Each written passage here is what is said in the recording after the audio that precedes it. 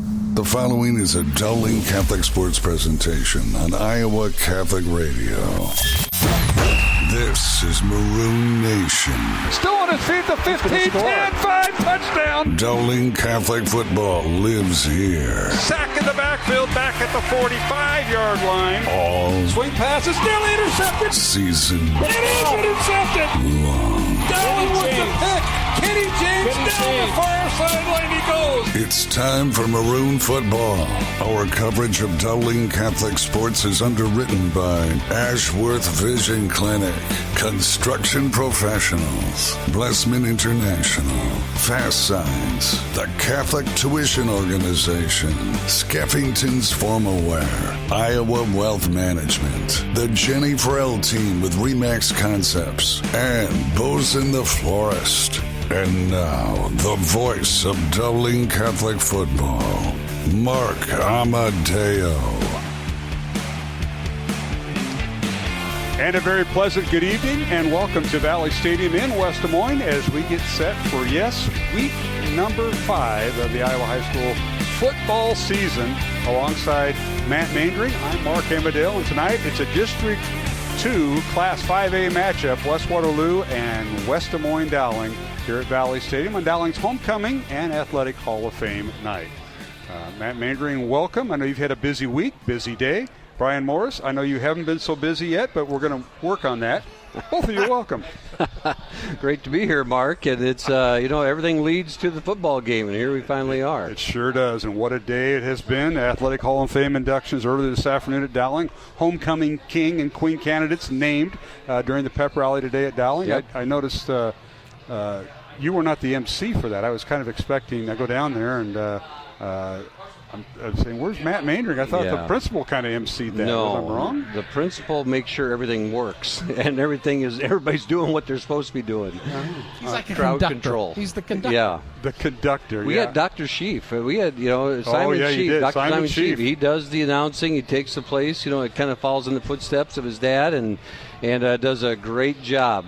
But when they announced the Hall of Fame candidates and they're throwing those T-shirts out and the kids are screaming, I told him today he could have been reading the Constitution instead of the bios, and because the kids were yelling and it was just kind of funny. And he would know exactly what he's talking about. Yes. He wouldn't have felt any remorse. That's right, Dr. Sheaf, about that. Well, we've got a beautiful night for Week 5, the game time temperature, which starts at 7:30, by the way, folks. If you're a late arriving crowd, it's homecoming, 7:30. The freshman game was canceled. One of the buses for West Waterloo that were carrying the West Waterloo freshman team broke down, so they canceled that game. And I'm not sure if they're going to make that up or not, but we have one game, and it starts at kickoff at 7:30 sharp. Game time temperature, 86 degrees. Humidity, a paltry 26%. And, Brian, there is a breeze. They say a south-southwest wind at 5 to 10 miles per hour. I look at the flags, and they're telling me a little bit different, but it still feels good inside the stadium here. A little crosswind. We need a little bit of wind to keep those black bugs off. Yeah, I mean, this as a football coach, every fall you deal with about 2 weeks of those black bugs disrupting practice. That's funny you say that. I just had that discussion today with my mom, and my mom's probably listening, but we talked about the black bugs, and those black bugs, you can't even see them, but, man, that bite hurts. It's really the acid. It's not a bite, I've been told. But either way, it's not good. Somebody went down to the science department and got an interpretation. The principal. I love it. Whatever those black bugs do, I don't like it. They have a lot of different names that we can't see on the air. I know that. Well, at least not on this station. No. Now, if we go to a podcast, we could probably get away with it, but we're not. Hey, it's Hall of Fame weekend. Dowling with a record of 3-1. The Maroons are third ranked in Class 5A on both polls, the Register and Radio Iowa, where West Waterloo comes in with a record of 2-2. Waterloo winning their first 2 games and West dropping their last 2 games. But tonight's a district game, so a lot counts. But let's talk, before we get going, about the Hall of Fame. I know Tom Wilson and I had a deep discussion. That's why we're on early, because I got a little long-winded Can you believe that? With No. Coach Wilson. Yeah. So I got a little winded with him, and that's why we're starting a little early. But congratulations to the Dowling 2025 Hall of Fame. Bailey Brevard, now Mrs. Bailey Schroeder, who got married this past year at the Dowling Chapel. Caitlin Clark, another inductee, along with Earl Holst, Jack Kerner, Nick McClellan, Ben Severino, and the late and great Denny O'Grady, honored posthumously today at the ceremony at the Dowling. Where were we at? We were in the gym auditorium. They got reintroduced in the gym, but we were in an auditorium, and Tom Wilson, Dr. Ryan did a great job with that. So beautiful day and some tremendous candidates and some great speeches. Matt, I know you had to step out for a little bit, but I think the best one was when Earl Holst led off and turned around and he says, "Caitlin, you're looking good." And it was her dad, Brett Clark, who gave the induction for Caitlin. Yeah. That kind of led things off. But congratulations to two special nominees, inductees rather, Denny O'Grady and Earl Holst. But what a day it was, Matt. Yeah, what a great group of people and individuals. And what's great about this group is they come from so many different dynamics. I mean, you got Brevard, who's a soccer. She was a soccer star, and then, Caitlin, of course, with basketball, a little bit of soccer, Jack football, McClellan football and soccer, and Jack played baseball too, and some basketball, and then Severino, the swimming, and Denny O'Grady. But you take Denny O'Grady and Earl Holst, you talk about two people who are that extra, straw that stirs things around. Absolutely. They were, Denny behind the mic, and everybody knew his voice. All of West Des Moines knew his voice on a Friday night. That was funny. And, and then Earl, who's been just, and the crazy thing is he was my 7th and 8th grade social studies teacher. And my homeroom teacher, and we're both from the same hometown, and he went back home and started teaching there, and I was one of his first students. And then he comes to West Des Moines, goes to Sacred Heart, and teaches math. So I don't know what got mixed up in there, other than a slight time doing radio in Grundy Center, which I didn't know about till Earl told the story today. That was awesome. He takes so many pictures, and I've done this for 15 years, the last 17. Keep going. At each graduation party that I would go around for my kids, there would always be a picture with me at all these graduation parties because I was interviewing the sons. Absolutely. So he does a great job. He does, and it's all about the kids for him. And and he even when we were making a couple runs for state in football when I was back at Sheldon and he was down here, he still came down to the Dome to take pictures of our team. And Earl and I have had a great relationship that spans almost about 45 years now. So it's great. And then Caitlin, she doing okay? Is she doing all right after high school? I think she's doing fine. Yeah. I think they're playing tonight. They should be on the floor right now. They should be taking. They should be playing right now. Yeah, they've had the 6:30 game. But what a group! Jack Kerner, as you mentioned, he played football, baseball, and basketball. And Jack, trying to make it down in the Arena Football League or Indoor Football League, whatever it's called. He's still on there. McClellan was a tremendous football player as far as a kicker and soccer player. And then Severino, of course, when you have a swimmer, you're going to see Mark Crouch, and he was there today. And love seeing Coach Crouch. And he did the microphone here with instead of Morris. I think he was before Morris, right? Or did he come after you? Father Kirby was before me, and Crouch. Yeah, there was a lot. There was a lot. Yeah. I went through a few. Yeah. Mark's been through 18 of us. Yeah.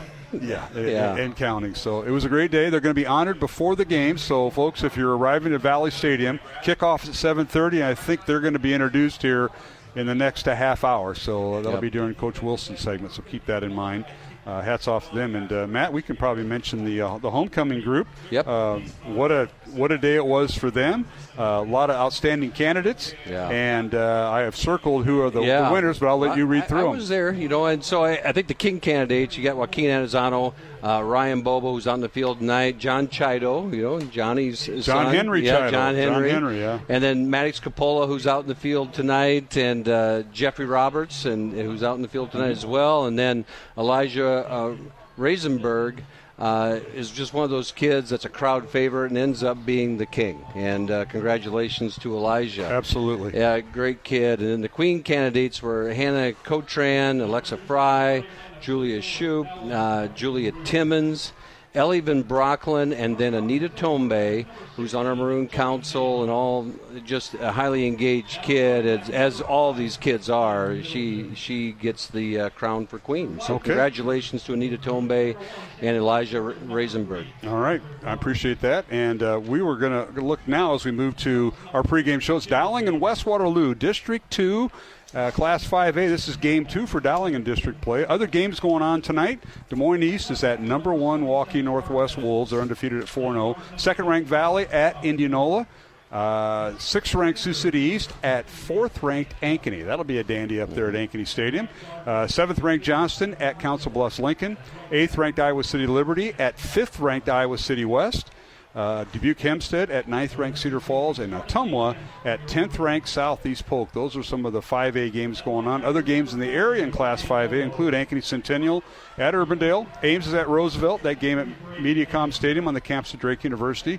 Cedar Rapids Kennedy, Dowling's next opponent next Friday night, is at Marshalltown in another 5A District 2 matchup. Waukee is at Dallas Center Grimes. Norwalk at City High of Iowa City.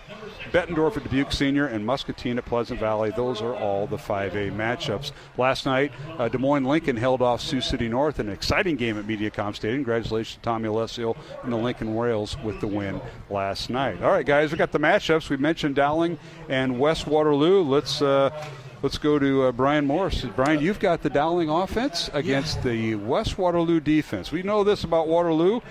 All of their skill guys go both ways. Yep. They're either receivers or they turn around and become linebackers and corners and safeties. So a lot of two-way players. They're linemen or not, but they got a big offensive line. I mean, a couple of names you'll probably hear a lot tonight is Malachi Hickey. He's their defensive end. He's 6'2", 230. He leads the team in sacks. And then probably 2 defensive backs, Toron Deuce. He's a linebacker, 6'2", 180. And then Desmond McMurrin, 6'1", 190. He's a free safety. But all of those guys, like you say, Mark, playing both ways. But Dowling last week, again, I think you had texted me earlier in the week. First time maybe in a long time Dowling had 200-yard receiving receivers. And again, Jimmy or Joe, we just had this conversation with Jimmy with their dad. Yeah, he said, you guys screw up their names all the time. And I said, I do constantly. But Joey Nahas had a really good game last week. He put the ball in the money. I think as the year has progressed, he's gotten a lot more comfortable. Again, he was a part-time player last year. But again, Dowling has a nice running game going. Ian Middleton, you open up. Then you have a nice little flare out to Sam Drexler, and then you go for the home run brawl with Jeffrey Roberts. So I look for the Maroons kind of to do the same thing tonight. But Waterloo West coming in 2-2. It's going to be a challenge. And this is one of those trap games where you had a big game last week. You had all the homecoming activity this week, but I just look for the Maroons to have another spirited effort this week on offense. Well, let's go to the West Waterloo offense. They like to spread you out. They got a big offensive line against Dowling's defense.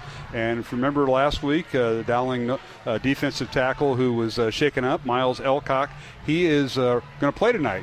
They limited his time on the field all week, but he's recovered from his leg injury, we'll call it. He is in, and I don't think there's any other injury updates. So there you go, Mr. Mainring, the West Waterloo offense. Yeah, well, and when you look at this team, they've got a lot of different weapons out there. And Brett McGovern, the senior quarterback, 6'4", 190, 57. He's thrown 79 times, 57, pretty good completion percentage, 814 yards, 7 touchdowns, and only 1 interception. So he takes good care of the football. And then his main target is Desmond McMurrin, who's got 24 catches for 324 yards. It's a pile of yards, 4 touchdowns. And then in the backfield, Felix Annan, 5 touchdowns for this senior, 86 carries for 522 yards. So he gets a lot of yards. They're going to spread you out, try to run the ball, do little read option things, and then they rotate a lot of people through there. And then they have that big lineman, and he's a big kid, Carson Nielsen, 6'7", 290. And that size alone will get you looks. That he's a talented young man, and so gives you something. Who's headed to Iowa? Yeah. Okay. He's a big dude. Yeah. We get up here early and we look on the field, and that's the one guy that stood out. He looks head and shoulders above everybody else on his team right now. He'll get your attention. So if they're going to run left. The left guard is a transfer. He came up from Louisiana a couple years ago because of a job transfer, so he is their left guard. So they like to run left if they need something. You doing your research? Yeah, that's pretty good. Well, he came from Louisiana 2 years ago. You don't become the Hall of Fame the announcer. family moved up in a U-Haul. Thank you, Matt, for saying that. But number two, that's because I talked to their coach. Lonnie Moore mentioned that, and I said, Coach, I'll get that on. So, and welcome to our listening audience out in Waterloo, because I know a lot of them are tuning in tonight because they know it's on the live stream. The last thing on the defense is what we've seen from Ryan Bobo the last few weeks is just amazing. And that's, they've got to be keying on that and making sure they stop that young man, because he tore apart Dallas Center Grimes, and then, it could be a big night for him again. All right, you're listening to the pregame show tonight from Valley Stadium in West Des Moines, Dowling's homecoming and Athletic Hall of Fame. And you might have just saw a picture on CISN of the Hall of Fame inductees down there, so congratulations to them. They're being introduced right now by Andy Krieger, our PA announcer here at Valley Stadium. We're going to take a break. Alongside Matt Mainring, I'm Mark Amadale, and Brian Morris will go down to the sideline. Coming up, head coach Tom Wilson of Dowling Catholic will preview tonight's game and review last week's game with Dowling's win over the Southeast Polk Rams. And we'll take a 1-minute break and return to pregame here on Iowa Catholic Radio.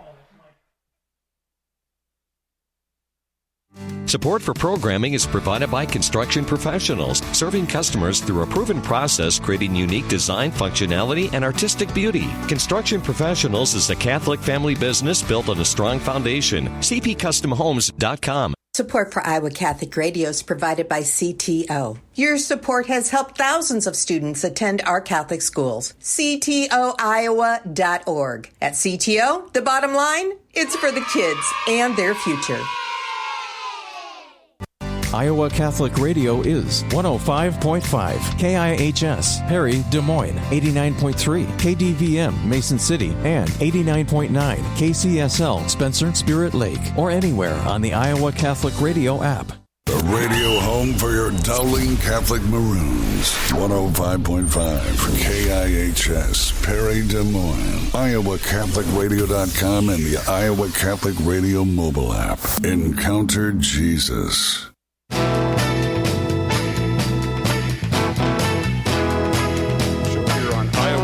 Radio. Mark Amadale now visiting with head coach Tom Wilson. Before tonight's game, Dowling hosting West Waterloo in Dowling's homecoming here at Valley Stadium. And Coach, thanks for joining us. It's week 5 of the high school football season, so that means at halftime of this game, the season is half over, the regular season. It sure is. It goes fast. Thanks, Mark. Well, Coach, before we talk about West Waterloo and homecoming and Athletic Hall of Fame, let's recap last week, a Dowling win over Southeast Polk in a game, I think, that score that surprised everybody. Maybe not so much the 80-some guys that are on your roster and your coaching staff, but what a game it was. You got out to a big lead in the first half and just kept pouring it on, just like one thing after another, against a very fine and 4-time defending Southeast Polk team that are state champs. But this Dowling team looked very good last Friday night. Congratulations, and talk a little about that. Well, like I said in the postgame, I was really, happy with our kids and for our kids. But I don't think anybody would have predicted that, including us. But we get off to a good start. But, with the big pass play, with Drexler basically doing most of the work on a bubble screen, and some of the unsung things is. Jeffrey Roberts, everybody knows he's fast, but he can block too. And he did a great job there, as did Jimmy Nahas, really there on the perimeter to get Drexler to go 55 yards, I think it was. And, defense got some early turnovers. Drexler has a punt return. We get Roberts involved a little bit, and things just kind of steamrolled there in the first half. Carlos Blunt, a fumble recovery to set up another score, and Jeremiah Robertson, the interception. And I'll tell you what, Blunt had a very nice game once again at linebacker. He's just manning that spot for being a junior and all-stater last year at Centennial, just locking down the defense. And, that was a big part of it because a lot of their drives stalled out.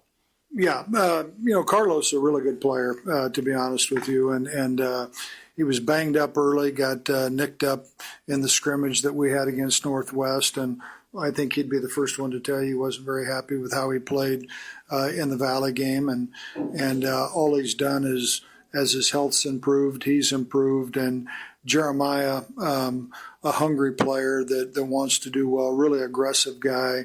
And, nobody makes more plays on our offense in practice, in the pass game than what Jeremiah does. So we've seen it in practice, and now people are starting to see that, on Friday nights as well.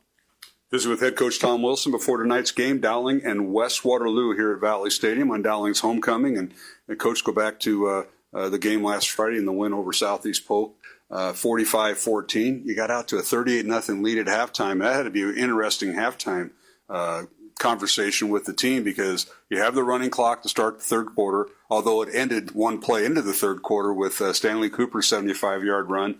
But you're up on the defending state chance, 38-0 at halftime. That doesn't happen very often. It doesn't, and the big thing is to stay hungry. And, even though, they had the long run, I mean, we had it defended, and they basically ran over us in the hole, and then he goes 75 yards, and we were in man-to-man cover, so therefore there isn't much run support in the secondary. But they made that play, and, we were able to put a couple of drives together there in the second half. I thought we scuffled a little bit, and it was had to do with penalties and things like that. But I really thought we did a very good job all the way around. It was a great win for our kids and hopefully a confidence booster.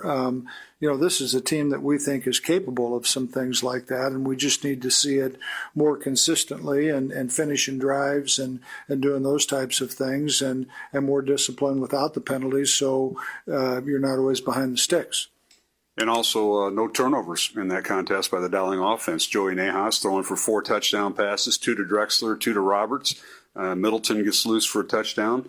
And somebody asked me this week, I don't know the answer to this trivia question, when's the last time Dowling had 2 100-yard receivers in one contest? I thought maybe back to the Phil Seuss days, back with Jim Williams, but I could be wrong. Your thoughts? Well, actually, Pollock was trying to do some homework on that, and our staff had predicted that it was when Darbo and Hawk were playing together, which, I don't know if they did. They came back, Santa Mara had 184 yards in one game, and that still didn't answer our question. So I don't think anybody knows yet, but we wondered that ourselves. And very efficient night by Joey Nahas, which I thought was great, and those 2 receivers are capable of that. But then, got Quinn Schmolbach a catch in there and on an 8 to 10 yard gain. Jimmy Nahas has a couple of catches each week. So, hopefully we're starting to share the wealth a little bit and become more difficult to defend. Visit with head coach Tom Wilson before tonight's game, Dowling and West Waterloo here at Valley Stadium. This is Mark Amadale. We'll take a break and come back and talk with Coach Wilson about tonight's opponent, the West Waterloo Warhawks, and Hall of Fame at Dowling Catholic High School and homecoming this week on Iowa Catholic Radio. This is Deacon Mark Campbell, Executive Director of Iowa Catholic Radio, inviting you to share your story and inspire others. Your voice can make a difference as we celebrate the power of faith-filled media. Has our programming deepened your faith, brought you peace, or renewed your hope? Call us at 515-223-1150 or email me, deaconmark@iowacatholicradio.com, to share how God has worked through Catholic radio in your life. Together, let's keep the hope alive on every frequency.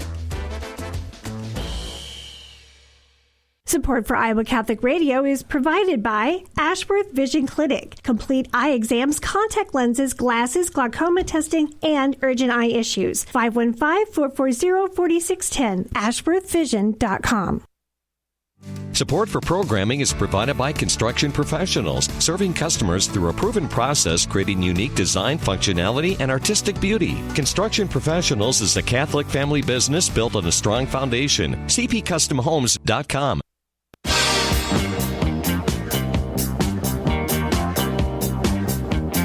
Welcome back to the pregame show here on Iowa Catholic Radio. It's Dowling and West Waterloo, week number 5 of the Iowa high school football season. And it's Class 5A district football, Dowling taking on West Waterloo. But before we get to the Warhawks and that, it's Athletic Hall of Fame and homecoming this week. And Coach Wilson, as we continue our conversation, Dowling having 7 people going into the Dowling Hall of Fame, 5 of them former athletes and 2 special mention. What a class that was elected and inducted here today. It's fantastic. And each year, we have the committee has tough decisions to make, and that's a good problem to have. So anybody that's out there listening, I would encourage you to nominate people, and they can do that online on the athletic site. But this year, what a great group and a great mixture of people that have been around Dowling for a while. Some have been most recent history, and certainly some great people, and certainly happy that we're able to get them in our Hall of Fame. Well, let's mention some of the candidates that have been inducted. Bailey Brevard, who's now Bailey Brevard Schroeder, inducted for soccer. Caitlin Clark, I think people know who she is, inducted, along with Jack Kerner and Nick McClellan, who both played football for you, and Ben Severino, an outstanding swimmer. And then special mentions Earl Holst, who does everything here as far as photography, and the late Denny O'Grady going in. Just tremendous class. Now, Coach, I'll let you speak individually about those members. Yeah, as you mentioned, and as we've mentioned, a great class. And just to start out with Denny O'Grady, as everybody knows, he did everything around here with our PA work and was such a great supporter and a big fan and very supportive of our kids. And a lot of late night texts or early morning texts from Denny O'Grady after ball games. And quite honestly, I miss those. And what a special relationship we had with him and what he had with Dowling Catholic and the community. And we were just very fortunate as he got sick. And his health was failing, that we were able to let him know that he was now going to be a Hall of Fame member, and wasn't an easy thing to do, but it was a necessary thing to do, and very happy that we were able to do that. And Earl Holst, I've known him, shortly after I got to Dowling Catholic, and honestly, it was because he was teaching the Wilson kids over at Sacred Heart in math, and he was a fantastic math teacher and did a great job with that, but has a passion for photography and was doing a lot of our events here. And I think that started out as he was just kind of following the Sacred Heart kids as they went into high school and was taking pictures and things like that. And, he's at home events, he's at away events, and has been a great supporter of Dowling Catholic, made great contributions. A lot of the pictures that you see online on our website and things like that are from Earl, but really passionate about what he does and a really important part of Dowling Catholic as well. But then you get into the athletes. You mentioned Bailey Brevard, and she's an assistant soccer coach here now too, and recently married Bailey Brevard, and her brother went in a few years ago, Connor, and glad that Bailey could go in there. Outstanding soccer player in her time here. A couple of guys that are near and dear to my heart, and Nick McClellan, which this was a long time coming. He had set numerous records as a kicker while he was here. He was fortunate enough to play on some really, really good teams, and he had to kick a lot of extra points, which was helpful. But he was fantastic for us and went on to play at Kansas State. And also an outstanding soccer player, so very happy to get him in. Jack Kerner, one of the better pure athletes that I've had during my time. And, interesting about him is, Jack was wide receiver, safety, was committed to South Dakota, and then Iowa gave him a chance to walk on, and he bet on himself, and I scratched my head a little bit when he did it. And next thing you know, he's a 3-year starter for the Hawks at safety, and fantastic kid, great athlete, has really done a great job for himself. Spent some time playing professionally, no question, very, very deserving. Ben Severino, I remember very, very well in his time here. Fantastic swimmer, great kid, great family. You start looking at his resume and you kind of wonder, okay, what took so long? But certainly very deserving. And, we've had a lot of swimmers go in, and that just kind of tells you a lot of, the program that Coach Crouch had started many, many years ago, and then others have built upon. And some of the kids that are now coming through and getting recognized is fantastic. And then obviously Caitlin And, I don't really need to say much. She was fantastic when she's here and just set the world on fire since she left here. And there will be great things to come. And we're very proud that she's a Dowling Catholic alumni and very proud of what she has done. And it's our pleasure for her to be in our Hall of Fame. They were all recognized earlier today at Dowling, and then tonight they'll be recognized during, I believe, pregame. Is that right, Coach? Pregame they'll be recognized before. You're listening to the pregame show on Iowa Catholic Radio, Dowling and West Waterloo. Mark Amadale joined by head coach Tom Wilson. And, Coach, let's get to the nuts and bolts of this West Waterloo team who comes in with a record of 2-2. It's a district game. It's obviously a game that it'd be district game number 2 and District 2 in Class 5A.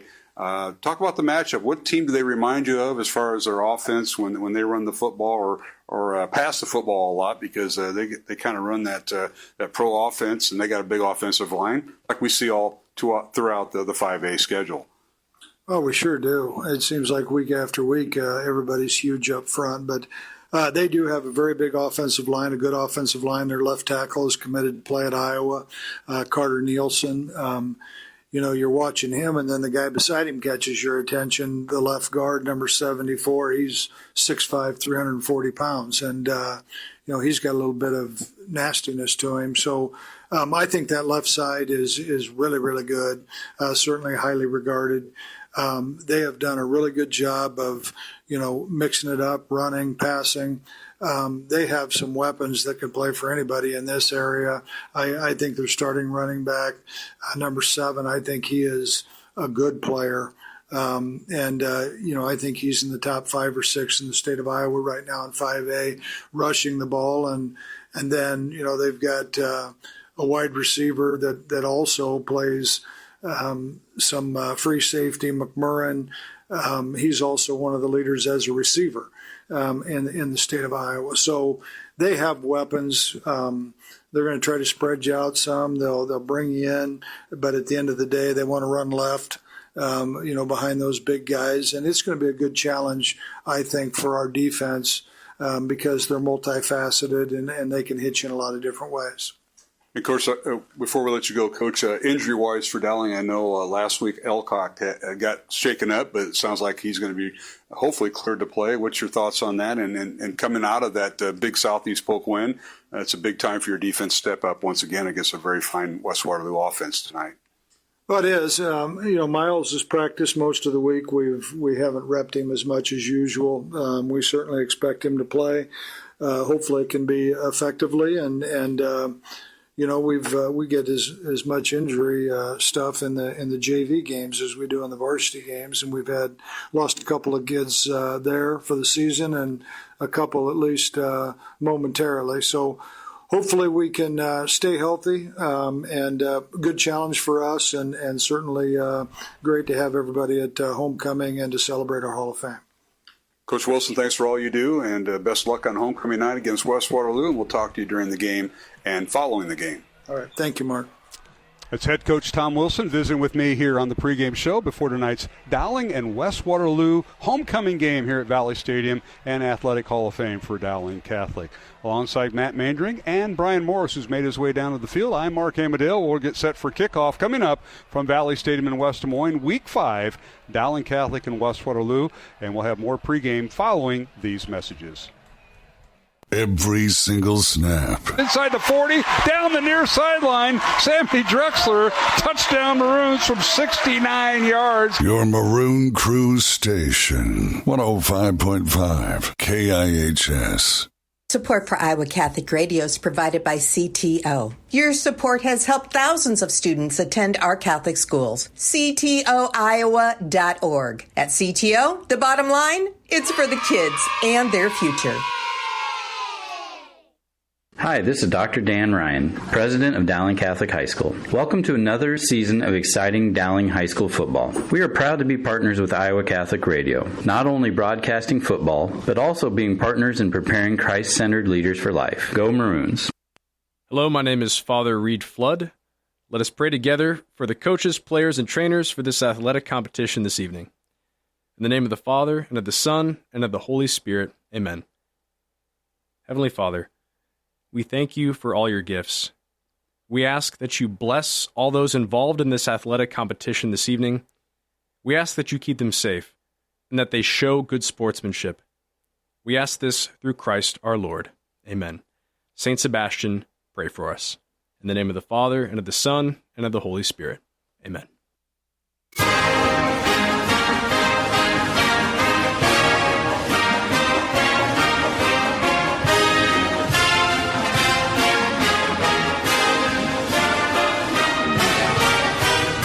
Welcome back to Valley Stadium in West Des Moines as we get set for kickoff. It's Dowling and West Waterloo in week number 5. Dowling with a record of 3-1. They're ranked 3rd in the Radio Iowa and Des Moines Register poll. West Waterloo with a record of 2-2. This is a 5A District 2 game, and it's the second game for both teams in district. Dowling 1-0 in district play. And Matt Maynard, got a beautiful night. Temperature in the mid-80s as we arrive. The sun is now set because it sets early, and we'll probably be in the upper 70s. Low humidity and a great night for high school football in week 5. It really is. We got a little breeze coming in here into the booth, so it's cooling us off a little bit. It is perfect down there right now, and I think Brian will have a good gauge down there. We're going to find out. The flags are relatively limp, so that southwest wind at 5 to 10 miles an hour, he's going to disagree with that. Everything else okay, Brian? As we go down to our Jenny Farrell sideline reporter. Yeah, guys, can you hear me down here? It's the wind is really non-factor right now, but it is a beautiful night. We're 3-4 days away from the end of September, and we've been lucky with this weather. But the Dowling got a really good crowd here tonight, guys. With homecoming, it's pretty full here tonight. Unfortunately for Waterloo West, we can't say the same, but it's a long drive, and hopefully the Maroons will put on a good show for the big crowd tonight. Absolutely, and that is our Jenny Farrell team Remax Concepts sideline report. The Jenny Farrell team has been helping generations of Dowling Catholic families with their real estate investments for almost 30 years. Learn more at jenniferfarrell.remax.com. And Matt Maynard, one thing I failed to mention to you guys during the pregame is number 50, the defensive end, right defensive end, who will be going up against Dowling's Carter Barrett, the left tackle for Dowling. But number 50, Malachi Hickey, hasn't played the last 2 games, but he was outstanding. Leads the team with 6.5 sacks from that spot, and he has been injured. Coach Wilson hasn't seen him on tape. The game I watched against one of the Dubuque teams, he played and had an outstanding game, but he missed the last 2 weeks due to injury. Keep an eye on number 50, whether he plays. If not, it'll be 55, Peyton Smith, the backup. Yeah, he can be a disruptor, and and I think for Waterloo, it's going to be how long can we extend drives and keep that Dowling offense off the field, and that's what it's about a ball control thing. And you found out last week that Dowling, when everything that happened, Southeast Polk just couldn't keep them off the field, right. And that offense just tore through things. And and I think as Waterloo sees that, they're really going to try to have ball control offense. And once again tonight we are simulcasting with the CISN crew, and our thanks to our producer here in the press box, Aaron Bandy, and our TV camera operators, just 2 of them tonight. Nobody's following Brian for some reason. They gave that up. So it'll be Kobe Games, former Dowling athlete, and Reese Webb, who are manning the cameras right next to us in the booth next to us here in the press box. We welcome them. And, of course, back at the Iowa Catholic Radio Network studios, our studio producer on radio is Vinny Cataldo from the Cataldo name goes with the South Side. Yeah, Matt, it's pretty synonymous with Dowling and the South Side and football and everything else. Vinny might have been the smart one. He grew Yeah. up on the West Side. His folks moved to West, and I understand that. So we have the coin toss going on the field. As we mentioned, this is Homecoming and Athletic Hall of Fame. And Brian Morris, don't be afraid to put that microphone in one of those Hall of Famers who might be roaming your sidelines down there. I think they've all kind of taken a chance. I'm standing here next to Monsignor Hess. He's a Hall of Famer in his own right. Yeah, that's true. Well, you can ask him a question anytime, Ask him where he's subbing, where he's saying Mass at. I'll ask a question. Monsignor Hess, you are live, so do not curse on the air. What's your handicap today?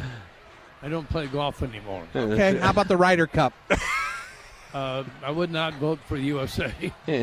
Well, Father's been busy, or Monsignor, excuse me, has been busy. He's going to hear my confession after this. They got a special area for at Valley Stadium for that. As the coin toss went on, our referees tonight is Brad Bunning out of Indianola, Jason Higgins, James Leach, Gabe Capps, and Daniel Zeggers are our officiating crew. Welcome to them. as West Waterloo. They come down here, and the Dowling faced them once in the playoffs about 5 years ago, and the Maroons beat West Waterloo 38-12 back on October 30th, 2020, and I think it was a first-round playoff game. I'm not quite sure how the 5A playoffs were going then, but I'm not sure either. Played them over at Williams Stadium. Last year, West Waterloo made the playoffs, but got beat at Johnston 49-14. They come out of the Mississippi Valley Conference. Their school colors are old rose and black, and they are the West Waterloo Wahawks. And I remember them specifically my freshman year at Dowling, 1976. And for all you Dowling alums, we had a meeting in the coaches' room from Coach Williams.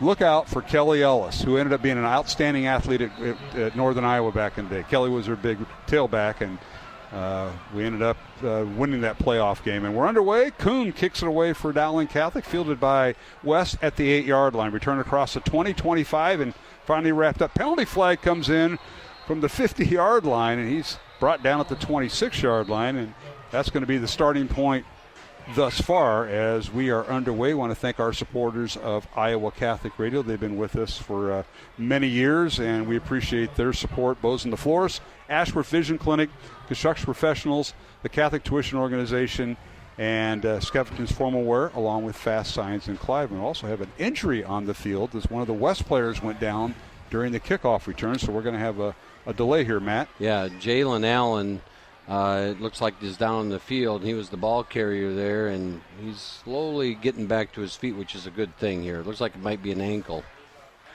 You don't like seeing that. Jalen's one of those many receivers that will go in there. He's also, as you mentioned, on the kickoff team. He and Torian Doss and Dedson McMurrin, they're the lightning fast speedsters. And Coach Lonnie Moore in his 17th year as the head coach at West, 59 wins, 91 losses. He says, I said, you got enough for a 4x1 state championship relay team. He said, well, we graduated two of the top two kids in the state of Iowa last spring. So, they're trackies. They can run. They got speed.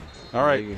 The penalty was against West, so that moves the ball back to the 13-yard line is where West will begin as we're underway here in the first quarter. Late start tonight, and on first down, the quarterback will hand it off to the tailback, and he's hit and stacked up. There's about 4 Maroons surrounding him as Felix Annan, number 7, is their tailback. Brett McGovern is the quarterback, 6'4", 190-pound senior, and as Matt mentioned, he's thrown for 7 touchdowns and 1 interception this year. Very efficient.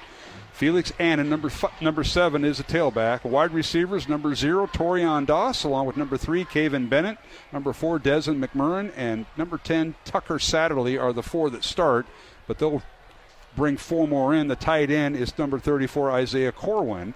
Here's the snap. McGovern gives it left side. They go around that go over that big offensive line, and right behind St. Jean and Nielsen, and they get a couple yards up to the 15-yard line. A gain of 2, and it'll bring up third down and awful long. Yeah, awful long. And it looked like Brady Hagan chased that thing down from the backside from the defensive line standpoint, and was able to get it from behind and slow him up and puts him in a 3rd and long. So Annan with a pair of runs. It'll be 3rd down and 8 officially from the 15-yard line of West Waterloo. They go left to right, wearing their road white uniforms with rose-colored trim. And here's a pass that is caught at the 30-yard line, out of bounds for a first down. Nice pattern that time that was run by Caven Bennett, who has his 7th catch of the season and a first down. Yeah, he came off. They had trips this way, and he's the middle guy and came out of it and ran his pattern out, and they were able to find him wide open. Nice pitch and catch as he caught it in stride and ran out of bounds, and now he's down on the Dowling, I believe. It's a Waterloo West kid down on the Dowling sideline. It is, and I think it's the receiver. So we've had just a few plays and a couple of injuries. And Brian Morris, as we go down to our Jenny Farrell sideline report. Brian, that's a couple injuries to start the game and a couple of delays right now.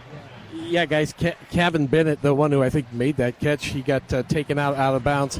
He's only 5'9", 165, but it looks like they're looking at his shoulder a little bit here on the sideline. But he was writhing in pain a little bit, but the medical staff is working with him right now to help him up.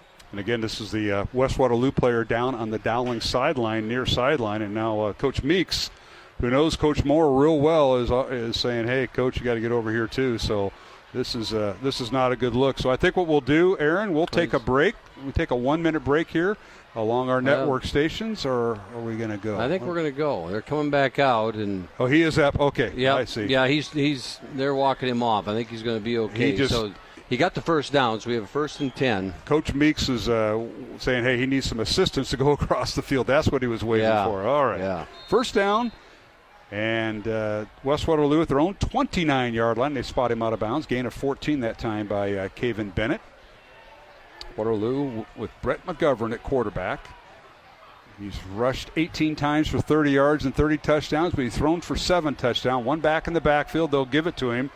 And the handoff right up the gut. And is that Luke Lindemann, the third running back? He's listed as a third in the depth chart, and he gets the handoff. So Lindemann on the carry. So they're alternating tailbacks. Yeah, there's Leo Pagano with the tackle there, and I believe as he wrapped him up, Joel Sanko came and tackled both of them. So he got knocked down in a hurry there. And losing 1 yard, so a loss of 1 brings up 2nd and 11. West Waterloo from their own 28-yard line. No scores. We're under 10 minutes to play first quarter on Dowling's Homecoming and Athletic Hall of Fame. McGovern back to throw, rolls to his right, fires it near side, pass is caught. Michael Muller with the catch, and he's out of bounds at the 31-yard line. That's a short gain of 3 yards. Yeah, quick out there, and they were able to connect right away and got a good pickup on it, and there they advanced the ball a couple yards. So it'll bring up 3rd and 8 for West Waterloo. Dowling defense led by Ryan Bobo up front. Brady Hayden, Miles Elcott, and Anthony Bonanno, the front four, with Jackson Miller, Carlos Blunt, Leo Pagano, as we mentioned, Joel Sanko, the linebackers. Cornerbacks are Jordan Watson and Jeremiah Robertson, and the free safety, Maddox Capola. Dowling defense has forced 5 turnovers this year. Back to throw McGovern on 3rd and 8. Rolls to his right, looks right, fires the ball out. He throws it up over everybody, and the pass is incomplete, caught but out of bounds. Yeah, and as he broke out of his cut there, he had to run a little bit. The ball needed to be delivered a little bit earlier, and he let him out of bounds and makes it 4th and 8. So Dowling gets the stop, and we'll get the ball back here with the Wahawks punting. I had to say that once, Wahawks, and try to get it right.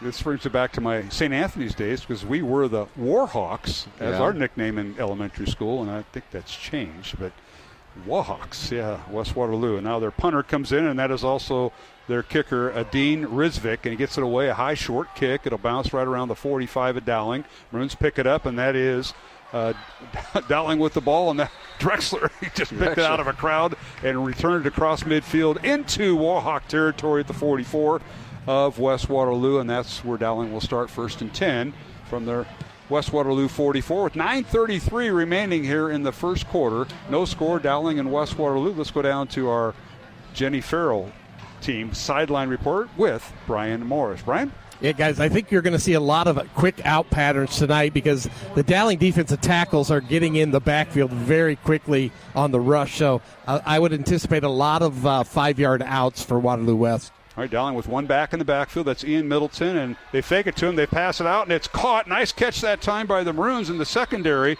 as Quinn Smallback.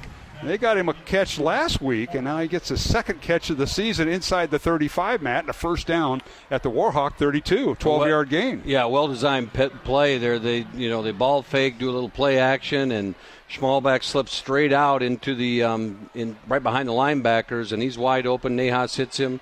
And a nice pickup there. On play action that time. So Joey Nahas remains at quarterback. Ian Middleton in the backfield. Sam Drexler, Jeffrey Roberts, Jimmy Nahas, and Quinn Smallback. Back to throw. Nahas again fires it out. Incomplete. Jeff Roberts on a quick post pattern from the left side.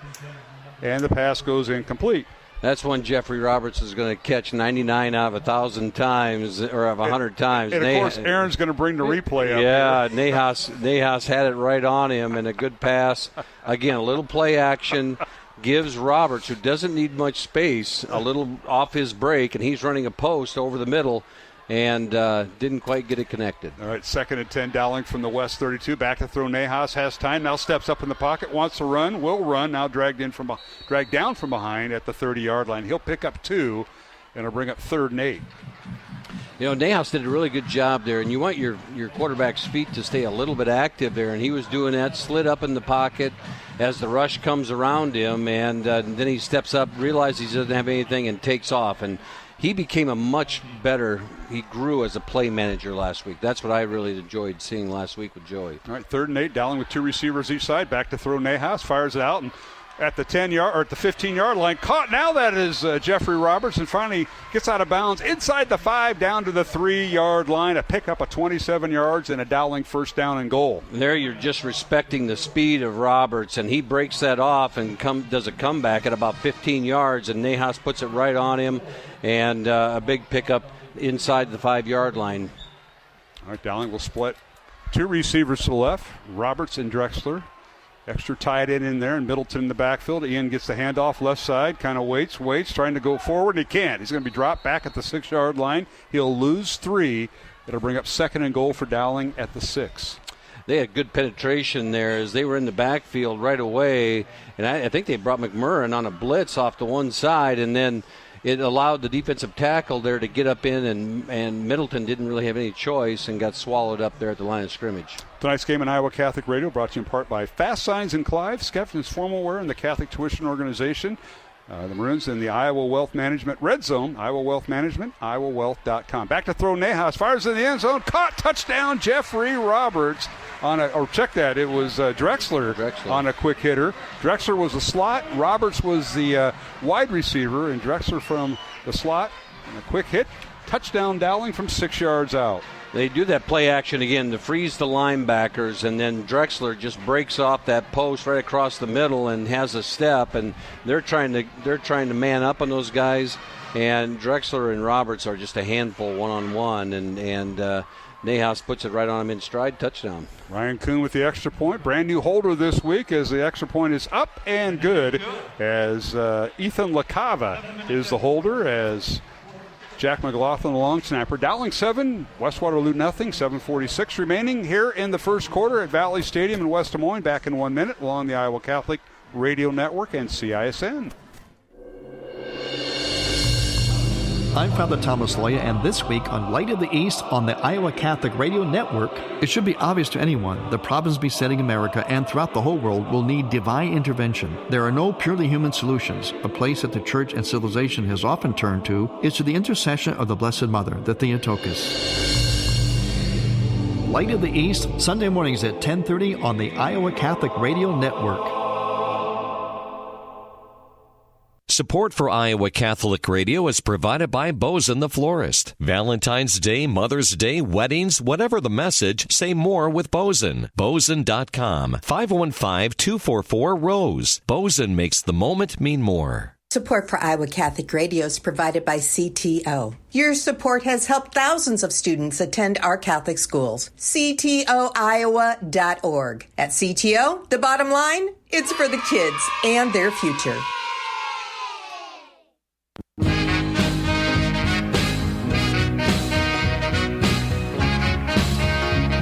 All right, we're back here at Valley Stadium in West Des Moines. Dowling's homecoming and Athletic Hall of Fame induction night. And the kickoff by the Maroons and return after being picked up about the 18-yard line. Nice hit that time by Dowling Catholic. Great individual effort that time on the tackle by Jimmy Howard, the sophomore linebacker, on special teams. It'll be West Waterloo football. Let's go down to our Jenny Farrell sideline report with Brian Morris. Brian? Guys, Waterloo West came out, and they're playing one-on-one coverage with Jeffrey Roberts and Sam Drex. I'm not sure if that's going to be the same. They're going to come out in the second drive, but one-on-one coverage that whole series against probably the two better receivers in the state. Yeah, keep an eye on that. Good job, Brian, picking that out. And now on first down, the Warhawks go from their own 17-yard line is where they start, as we have 7.5 minutes remaining here in the first quarter. Dowling leading 7-0, and right up the gut they go on first down. No matter which tailback is in there, they'll rotate 3 and they'll rotate 8 receivers. That's just how they do it. And I was trying to pick up the tackle. It looked like Leo Pagano was in on that tackle there. And they fake it to the fullback, and they throw it in the right flat. The pass is caught, but wrapped up immediately is the receiver that time. Andrew Reardon for West Waterloo, and he was hit and dropped immediately. Here's a replay. Yeah, Joel Sanko's right on top of it, and they throw that little flip pass out to the running back, and Joel Sanko's locked on him and slides from his linebacker position in the alley and has him out of the backfield and hits him right away, drops him for the loss. And Keegan Ambrose back there as a tailback, number 19, as they do a check with me now. It's 3rd and 8 for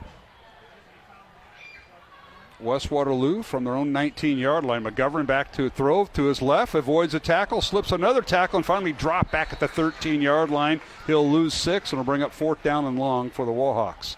Yeah, again, it looked like Leo Pagano on the initial right there, and then I believe it was Anthony Bonanno comes from the backside and gets it. Yeah, we got Leo Pagano on a blitz, and then Anthony Bonanno cleans him up on the backside, and just great pressure. And as he rolled out, Pagano's a play side linebacker, and so he comes as soon as that quarterback breaks the line, and he's swallowed up in a hurry. Yeah, McGovern took a 7-yard loss back to the 12-yard line, and now punting out of his own end zone is Adine Rizvik, and he gets it away. It's a high, short kick. It'll bounce at the West 30. He takes a West roll, and Drexel lets it roll up to midfield, and it'll be finally down at the 49-yard line of West Waterloo. So Dowling will once again start in West territory. That last drive of the Maroons went 6 plays, 44 yards, and this time they'll start at the 49-yard line of West with 5:33 remaining first quarter. Dowling leading 7-0. Let's go down to the Dowling sideline with our Jenny Farrell team sideline report. Here's Brian Morris. Brian? Yeah, Dowling about got that punt. The first punt they about got to. They're going to get one tonight, guys. They were very, very close. Yeah, they were. Coach Van Veen has got that all lit up, the punt block on. All right, Middleton goes in motion. Dowling a first down at the West 49. Mayhaus back to throw. Wants it all. Got a man wide open. Caught it midfield. Touchdown. Jeffrey Roberts from 49 yards. And, Brian, you hit the nail on the head. One-on-one Single coverage that time by West and Gavin Nash, and he couldn't keep up with Roberts. But how about that ball, gentlemen, by Nahas throwing the ball like Joey he did. Wow. just hits him in stride, and quite a flip here by Jeffrey after he gets the touchdown. I mean, if they're going to do one-on-one coverage, any little hitch that Roberts runs, if he gives a little bit of a tweak, any kind of a fake, and he's going to run by everybody, and that was in stride and a little bit of a challenging catch, and he got it. Dowling is they're going for 2. I'll just say that, and now here is I think LaCava with the football, and he is brought down right at the 5-yard line. So the 2-point conversion, no good. They had full house backfield with the quarterback back there, and they tried a little 2-point conversion, no good. So our score remains Dowling 13 and West Waterloo nothing. Alongside Matt Maindring, I'm Mark Amadale and Brian Morris down to the Dowling sideline, and we'll return with 5.5 minutes remaining in the first quarter. Dowling 13-0 over West Waterloo. Back in 1 minute along CISN and Iowa Catholic Radio. This is Father Gail Hammerschmidt of St. Isidore's Catholic Student Center on the campus of Kansas State University. When I was young, they used to tell me, you know that you become what you eat. And I don't know if that's true or not, but I do know that my thoughts will affect who I become. And when I listen to Catholic radio, I am surrounded by the thoughts that lead me to His glory. I invite you as well to find power in Catholic radio. Iowa Catholic Radio is needed now more than ever. Life's buzzing with energy, and every moment is powered by our health. At Mercy One, their caring doctors focus on just that, so you're ready for what life brings next. Find care at mercyone.org/healthpowerslife. Fast Signs is a custom sign and visual solutions company with an extensive selection of digital signage, interior and exterior signs, banners, and vehicle wraps. Learn more at fastsigns.com. Thank you, Fast Signs in Clive, for your support of Iowa Catholic Radio.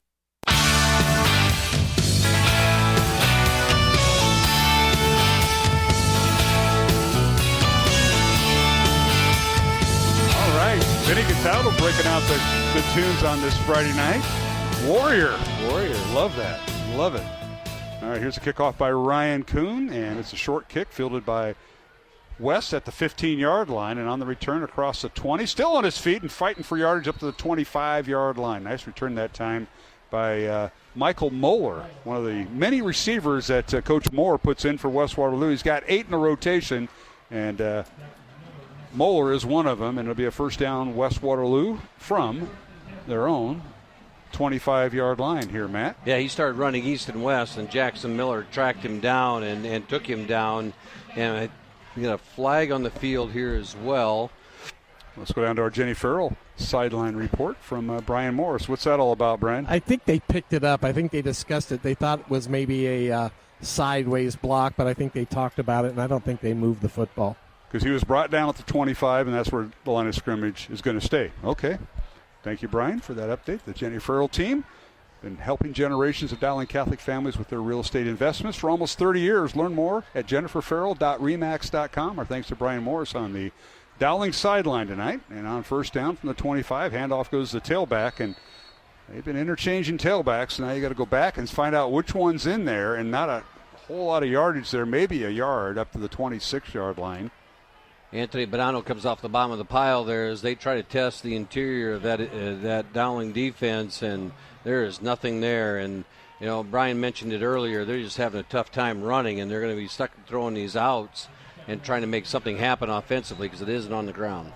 Now they have Isaiah Shepard, number 39, who's also their starting linebacker in at tailback, who ran the ball. So it'll be second down and 8 from the 27-yard line.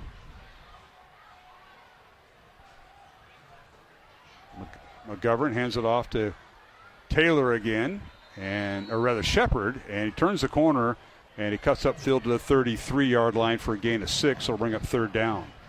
That time they moved the offensive line, slid to the right and got behind the two offensive tackles on that side, and they slid and were able to get off tackle and make a nice little gain there, and now it's a 3rd and a yard. So Shepard's a sophomore, and he's back there. 3rd and 1 for West at the Dowling, or at their own 34-yard line. Dowling leading 13-0. Pair of touchdowns, passes by Joey Nejas. And here's the snap, and they fake the handoff to Shepard. McGovern's going to go down in the backfield, and his helmet comes off, and now a penalty flag out. So everything happening after a loss in the play back to the 33, and let's see what this is all about. Yeah, you'd think maybe a face mask there as the helmet came flying off, but he got swallowed up in a hurry with no gain. They get Dowling for the penalty. That'll be on Brady Hagan. It'll be a first down. That's a face mask, 15 yards. Yeah, and as he's going up to wrap him up, his hands get up tangled in the helmet, and the helmet flies off. So, is it their second first down of the game, Mark, I believe? It is their second first down, correct. So, penalty against Dowling, 15 yards on a face mask. First down, West Waterloo at the 49, their own 49. 3.5 minutes remaining in the first quarter on this lower 80s degree night. Handoff again goes to the sophomore Isaiah Shepard, who's in there for Felix Annan, who I'm guessing was shaken up. And he gets back to the line of scrimmage, and that's it. It'll bring up 2nd and 10. Right there, you know, what you're starting to see from the defense is they're coming off the edge really hard, and then they're able to get to these running backs before they get out of the backfield. And there they had no chance to even get to the line of scrimmage. All right, 2 receivers to the right, 1 to the left, and the H-back is behind the right tackle for West Waterloo. Long count by quarterback Brett McGovern, who's thrown for 7 touchdowns this year. In the backfield is Isaiah Shepard in relief of Felix Annan. Back to throw is McGovern. Looks left, throws left, and the pass is in and out of the hands of the intended receiver, Dezen McMurrin, who's the leading receiver for the team with 4 touchdown receptions on the year, and that pass is incomplete. He threw into coverage that time. Sanko and Capola were in on the tackle. Yeah, and I didn't think that pass was going to get there at first, but it ended up being a really close play, and I give Dezen McMurrin credit. He went up after that thing. He's a tall, lanky kid, and he was able to go up, climb the ladder, and almost got to that ball. Sure did. McMurrin, a 6'1", 190-pounder senior. Part of that 4x1 relay team that West has. So it's 3rd and 10. West from their own 49-yard line. Back to throws McGovern. Looks left, throws left, and the pass is over the head of everybody, incomplete. And it'll bring up 4th down and long. I believe it was Jordan Watson in coverage there as he is going one-on-one with that receiver, and actually Jordan got himself in pretty good position to almost get that interception, but gets knocked down and forces the punt. So back to punt it away is Adin Rizvik with 2:37 remaining here in this first quarter. It's 4th and 10, West Waterloo from their own 49-yard line. So they have yet to cross into Dowling territory with their offense.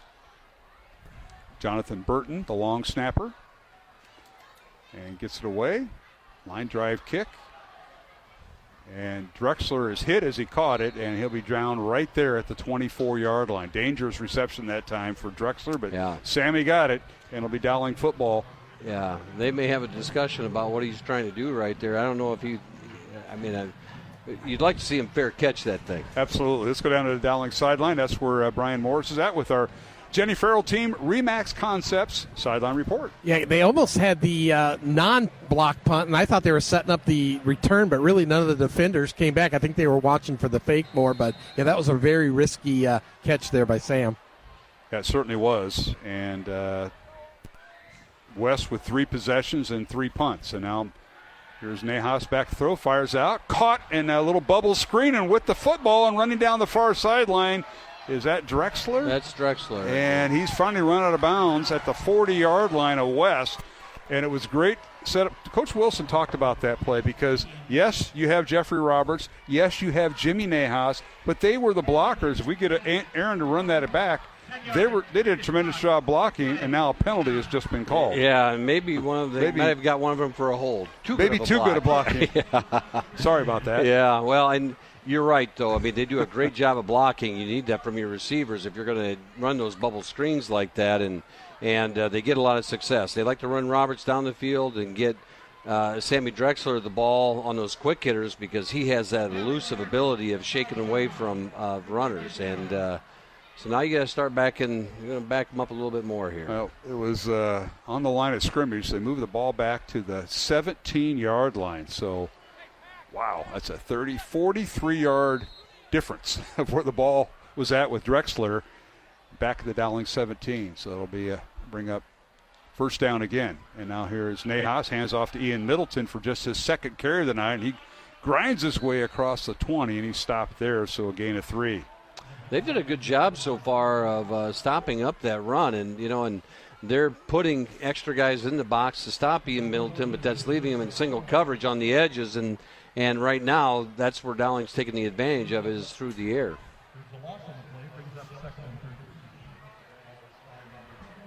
So to bring up 2nd and 13 for the Maroons at the 21-yard line.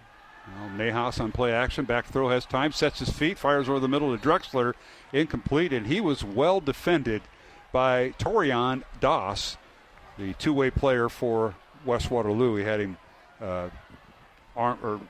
stride for stride. He did, and Nahas wound up and threw a missile. The ball ended up on the 25-yard line, the other side of the field.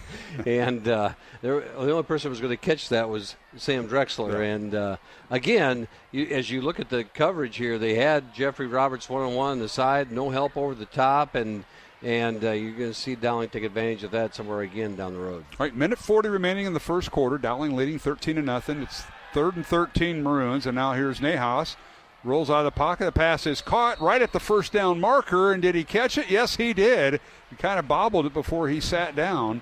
And a nice reception that time by Quinn Smallback with the catch. Quinn Smallback did a great job right there because he went a yard past the sticks.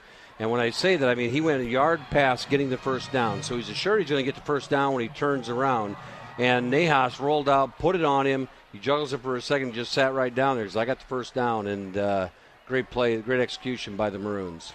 So a gain of 14 for Dowling, and now back to throw is Nahas, swings it out, and a little bubble screen caught by Jeffrey Roberts, spins out of a tackle, and he's finally run out of bounds just shy of the 45-yard line, so he may have picked up 7 or 8 yards, depending on where his foot stepped out, but that bubble screen, they run it outside the numbers, and this time to the right side of the formation. Yeah, and they're running it to the narrow side of the field, and so it doesn't give them much room over there, but you create a spacing issue, and if you break it, you're going to go. And they almost broke it right there. Gain of 8. Back to throw Nahas on play action, fires the ball out. almost overthrew it, but caught by Roberts, and Jeffrey with a first down at the West 42-yard line. Great reception that time by Jeffrey Roberts as he picked up 15 yards and a Dowling first down. I think the Maroons are going a little tempo here, Matt. Yeah, they're going to pick up the pace a little bit as he ran down the right side of the field between the numbers and the hash, then breaks to the middle as Nahas hits him in stride. He went up and got that ball a little bit high. And he went up and got it. Great catch by Roberts. He did. Climbed the ladder. Back to throw. Nahas looking left, and he short hops the ball to Sammy Drexler, the slot receiver there. Pass is incomplete, and that'll stop the clock with 13 seconds remaining in the first quarter. Dowling leading 13-0, and Maroons with the second down and 10.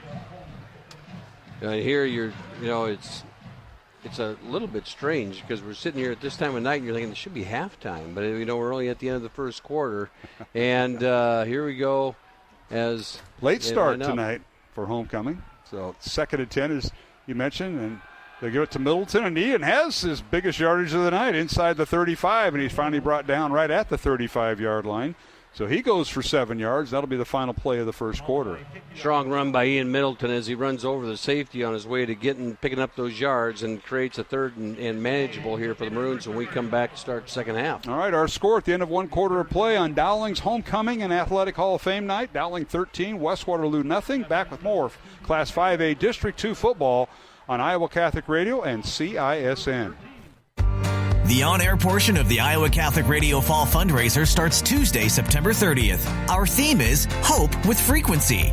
Be sure to tune in for stories of hope from right here in our listening area as we seek to be fully funded for the remainder of this Jubilee Year of Hope. But you don't have to wait to pledge. Call 515-223-1150 or donate now at iowacatholicradio.com. Your gift will be matched dollar for dollar. And thank you for supporting Iowa Catholic Radio. Support for Iowa Catholic Radio is provided by Skeffington's Formalware, in business since 1951, with locations in Des Moines, West Des Moines, Coralville, and Ankeny. Skeffington's Formalware, fitting you for life celebrations. Online at skeffingtons.com. Support for Iowa Catholic Radio is provided by Ashworth Vision Clinic. Complete eye exams, contact lenses, glasses, glaucoma testing, and urgent eye issues. 515-440-4610. ashworthvision.com.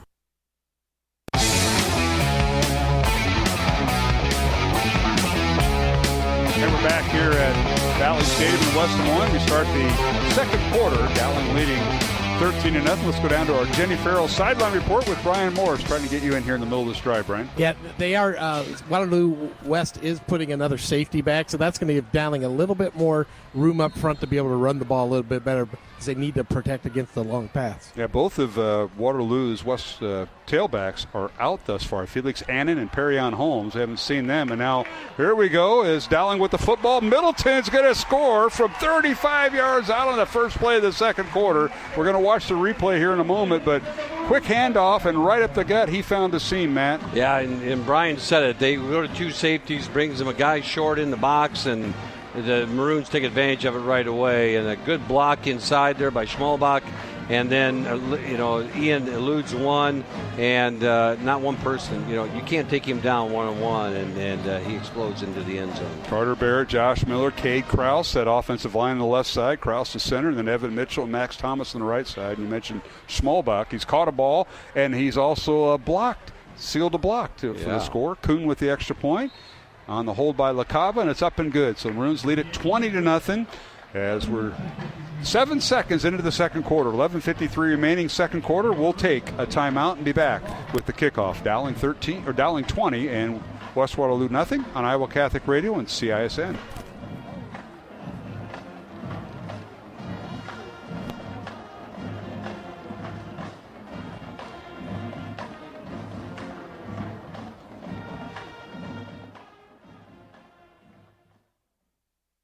Support for programming is provided by Construction Professionals, serving customers through a proven process, creating unique design, functionality, and artistic beauty. Construction Professionals is a Catholic family business built on a strong foundation. CPCustomHomes.com.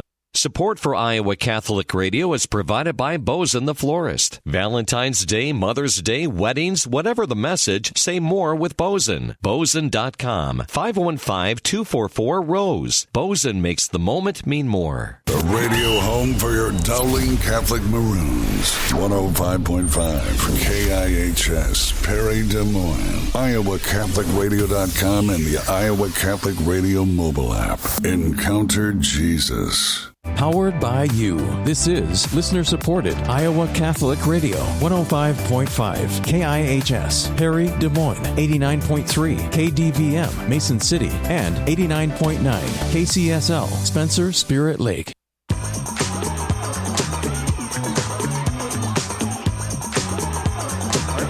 We are back here at Valley Stadium in West Des Moines as Dowling has just tacked on another touchdown. Bruins lead it 20-0, and on the return, Dezen McMurrin on the return for West, and he gets across the 20 right at the 21-yard line is where the Wallhawks will start as Ian Middleton carried it in for the third Dowling touchdown of the night, 35-yard on a 9-play, 76-yard drive, and the extra point good. Let's go down to our Jenny Farrell Remax Concepts sideline report, and that's Brian Morris. Yeah, Jimmy Howard, guys, 2 big plays on special teams tonight. He's a sophomore linebacker, but he has had 2 nice tackles on these special teams plays. That'll get you noticed by the coaching staff, won't it, Brian? It absolutely will. All right. West on a first down from their own 21-yard line. They fire the ball out in the flat, and it's caught. And a nice reception that time out of the West offense by Isaiah Corwin, who's one of the tight ends in the group. Yeah, and good play there, rallying to the football by the Maroons as they are out there in a hurry to swallow that play up and make it a no-gain situation. 4-yard gain, 4-yard gain. Yeah, 4-yard catch brings up 2nd down and 6. Reminder, at halftime we're going to catch up with Dr. Dan Ryan, the president of Dowling Catholic High School. We'll be visiting about a lot of things going on besides homecoming and Athletic Hall of Fame. And we'll let Dr. Ryan speak to that, so stay tuned for that. Here is McGovern, the handoff left side. They try to follow a wall of blockers. Penalty flag down, and so goes the runner. He got up to the 25. Well, that was the line of scrimmage, but this may be coming back. We'll see. Yeah, I think they got locked up on one of the D linemen there, and as they strung that play out. So we'll see what the call is. I got a couple scores here. Valley and Indianola 7-0 at the half. Valley's up on Indianola 7-0 at the half, and Ankeny and Sioux City East 12-0 in the late personal foul.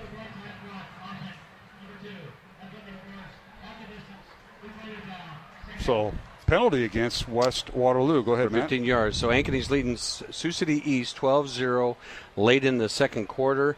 Centennial's up big on Urbandale 28-0. Waukee and Dallas Center Grimes. Waukee's up 7-0 in the first quarter.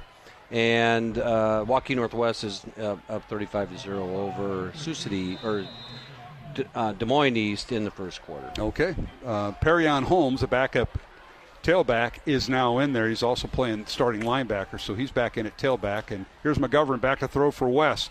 He wants to run now, just trying to find a place to run besides the circle, and he does run around, and now Pagano's on him. He fires it out, and his pass is incomplete. He tried to hit Gavin Nash, the intended receiver, and it might have hit Nash, but it's incomplete. Well, what a job by the Dowling defense chasing down McGovern. I give McGovern was running around like you get an animal trapped in a small area, and he was just running around avoiding rushers. Did an outstanding job. Finally gets rolled out to the wide side of the field and put it on his receiver. He did. Yeah. It just dropped, and that brings up 3rd and long. 3rd and 18 for West Waterloo. Dowling 20, West Waterloo nothing here in the second quarter with 10.5 minutes remaining. Yes, we are one of the later games tonight. We kicked off at 7:30, and now West will work out of the shotgun. McGovern, as most quarterbacks do, McGovern with Perrion next to him. Back to throw he goes, fires out, and that's caught by the tailback Perrion Holmes, and he's hit and dropped up to the 15 is where he goes, a gain of 2, and it'll bring up 4th down. A nice little play, actually, as they do this little flip pass. They know how aggressive that defensive front is for Dowling, and it's like a little jump pass back to the running back, and they try to do a little screen inside, and they got it completed, but Dowling was all over his linebackers, got to the football there and stopped that play. So that'll bring up 4th down and 16 for West Waterloo from their own 15-yard line. And once again, into punt is Adine Rizvik. Long snapper is Jonathan Burton. And Drexler stands at the West 43-yard line. And to see if they got the punt return set. There's a kick. Drexler back to the 47. Voids one tackle. Voids a gunner down the near sideline looking for an angle inside the 30. And he's finally hit and dropped at the West 30-yard line is where Dowling will have the football. So a nice return that time of about 12 yards by Sammy Drexler. He did, and Luke Lindemann makes a big hit there to end that play. And we got a flag down the field. And, Mark, you better be on your toes here. Look over your shoulder. Keep your head on a swivel. Oh, my goodness. I thought the parents had to be downtown. Brian, I'm going to send it to you for a moment. You get the penalty. Yeah, guys, another one of those blocks on punts and kickoffs where What's that? It was on the Maroons and they were coming down.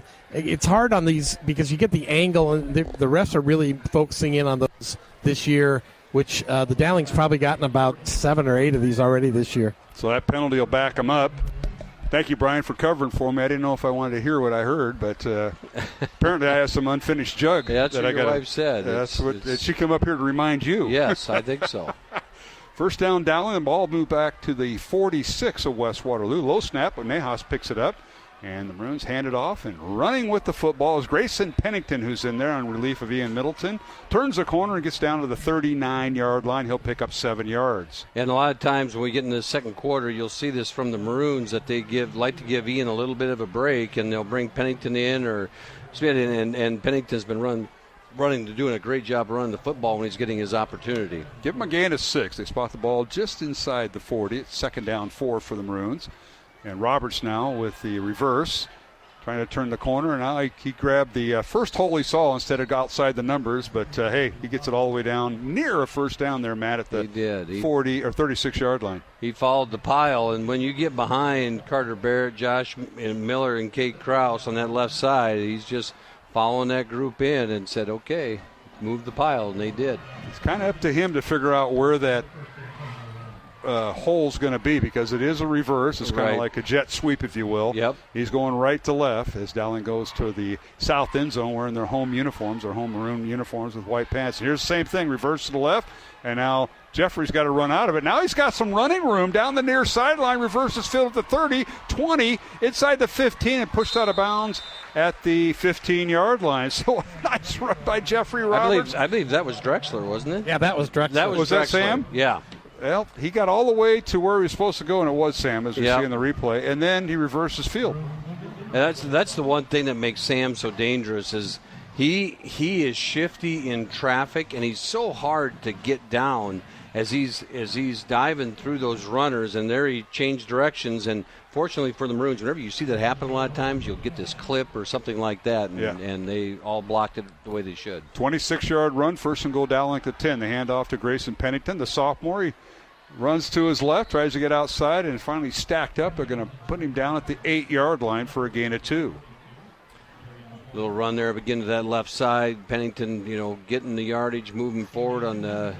It was a first and goal, so he got a couple yards as they start to have their way with the Wahawk defense. 2nd and goal, Dowling on the Warhawk 8-yard line. Dowling leading 20-0 with just under 8 minutes of play. Here's Nahas back to throw. Joey steps up in the pocket, fires the ball downfield, caught, and touchdown Dowling. Boy, after the catch, the receiver got hit, and guess who? His twin brother, Jimmy, with the catch and touchdown, his first of the year. I was going to say, is that the first time we can say Nahas to Nahas? Brian, is that true? First time? I think that's his first touchdown of the year. It is. Well, Nahas to Nahas touchdown. The Twins hook up, and the Maroons lead at 26-0, and there he is. Yeah. The twin brother saying, about time you threw it to me. Yeah.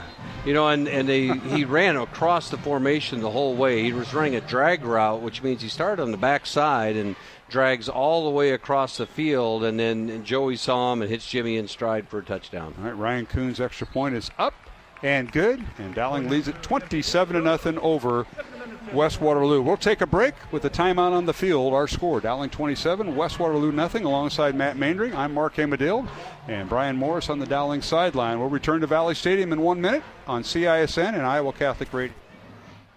Support for programming is provided by Construction Professionals, serving customers through a proven process, creating unique design, functionality, and artistic beauty. Construction Professionals is a Catholic family business built on a strong foundation. CPCustomHomes.com. Support for Iowa Catholic Radio is provided by Bozen the Florist. Valentine's Day, Mother's Day, weddings, whatever the message, say more with Bozen. Bozen.com. 515-244-ROSE. Bozen makes the moment mean more. Support for Iowa Catholic Radio is provided by CTO. Your support has helped thousands of students attend our Catholic schools. CTOIowa.org. At CTO, the bottom line, it's for the kids and their future.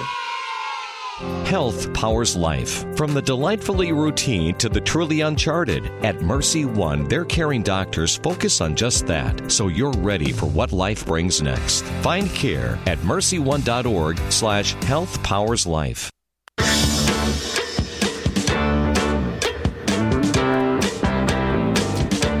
All right, welcome back to Valley Stadium in West Des Moines. Kickoff by Dowling goes into the end zone. West will have it first and 10 from their own 20-yard line. 7:48 remaining in the first half.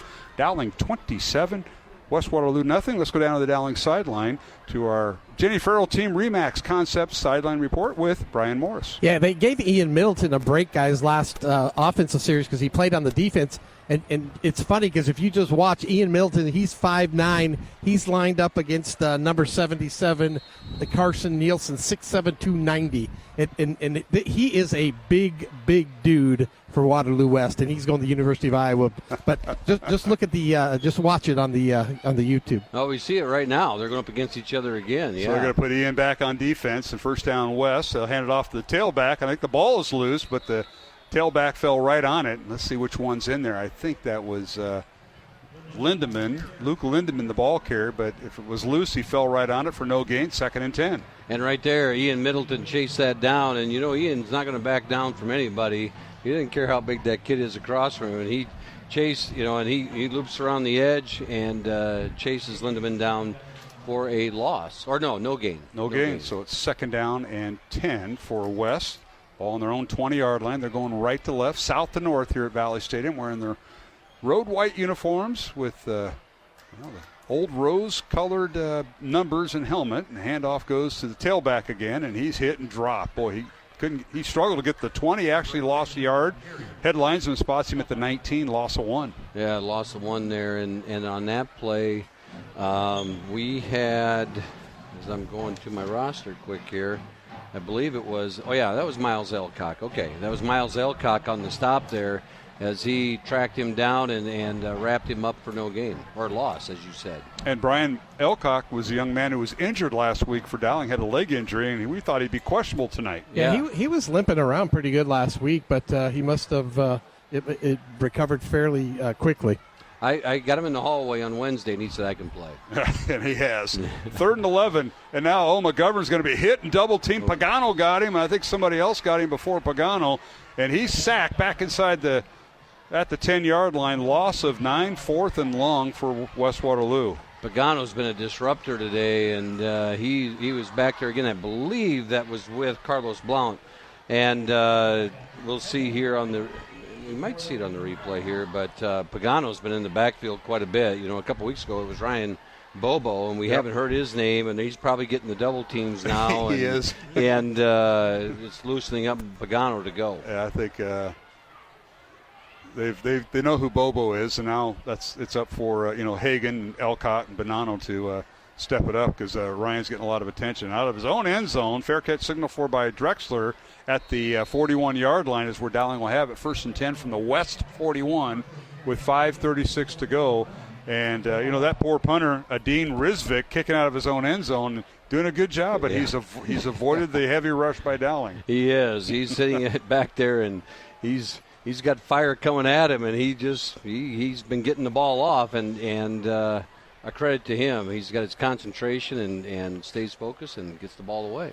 Tonight's game in Iowa Catholic Radio brought to you in part by Bows and the Floors, Ashworth Vision Clinic, and Construction Professionals. Our thanks to the folks at CISN, headed by Pete Tarpey, and he's got Aaron Bandy as our press box producer, trying to keep us on track. Kobe Gaines and Reese Webb on the cameras tonight, a 2-camera operation. And don't forget, we will have halftime report from the field with Brian Morris and head coach Tom Wilson of Dowling Catholic, and of course post-game interviews following the game. And now here's Middleton back in and gets a handoff from Nahas, and Dowling going from the West 41 and crashes inside the 35 down to the 33-yard line near a first down is Ian Middleton.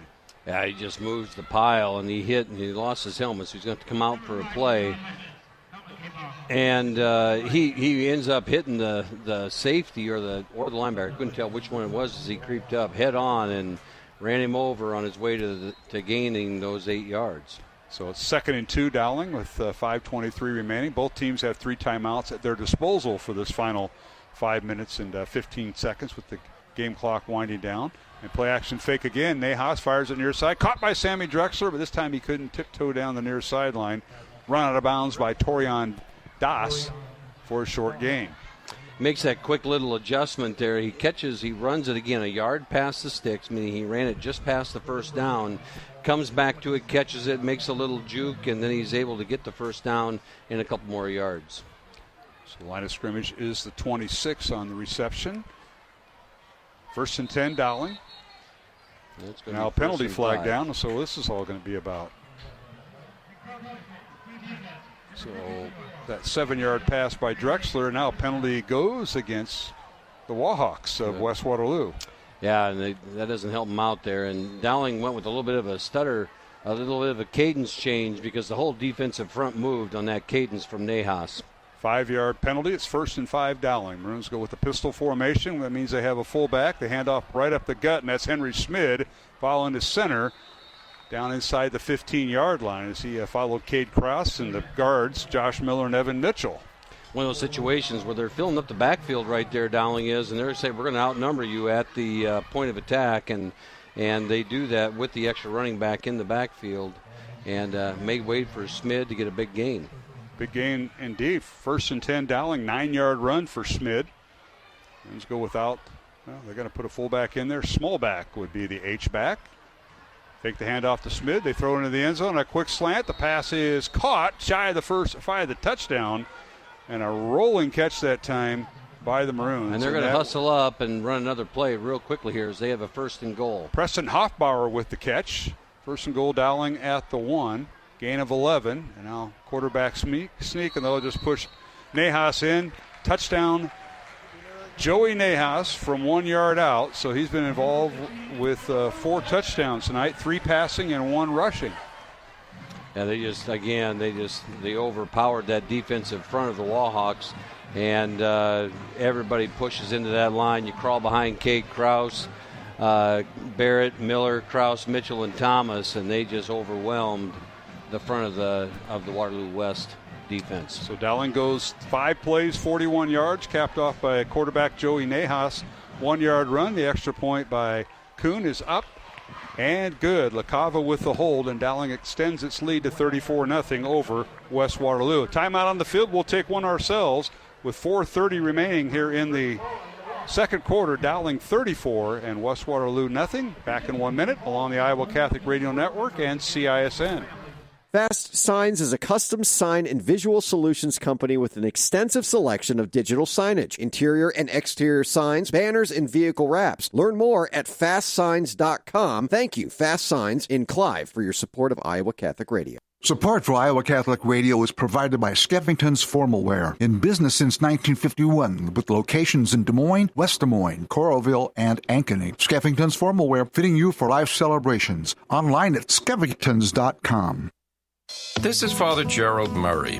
Catholic truth conveyed through the radio reaches so many, both Catholic and non-Catholic, and they receive encouragement, strength, guidance, and enlightenment. The Holy Spirit is working through these radio waves that go out to all the countries of the world.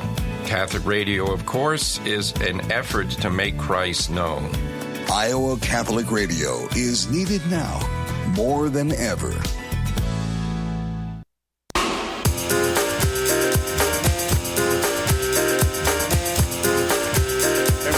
to Valley Stadium in West Des Moines.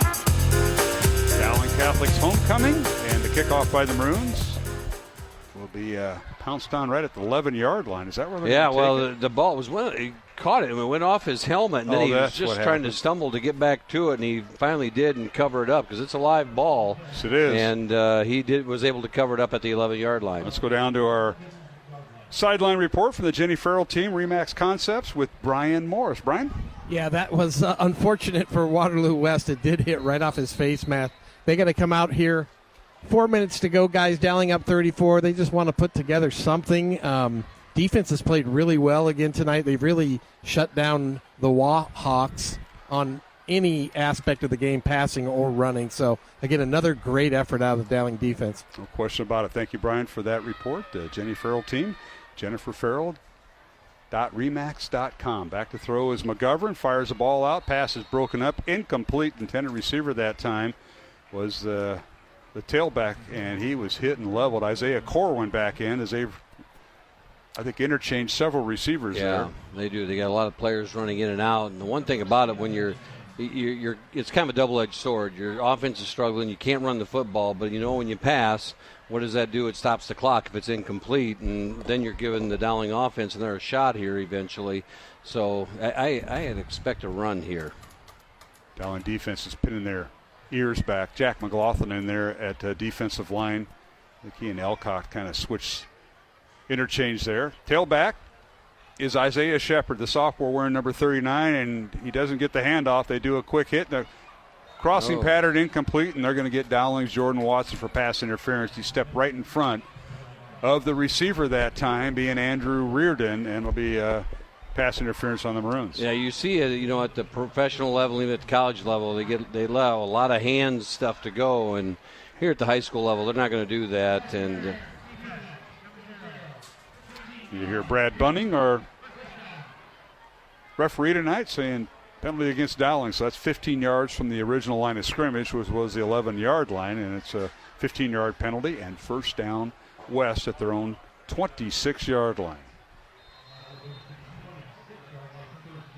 Yeah, and here you go now, and you looked at Dowling, and they had a shot there to get a 3-and-out, and they had them backed up a little bit, and now you've given them a little bit of life here with that first down at the 26-yard line. Well, they did, but you also have the opportunity to now you have to use your timeouts if Coach Wilson elects to.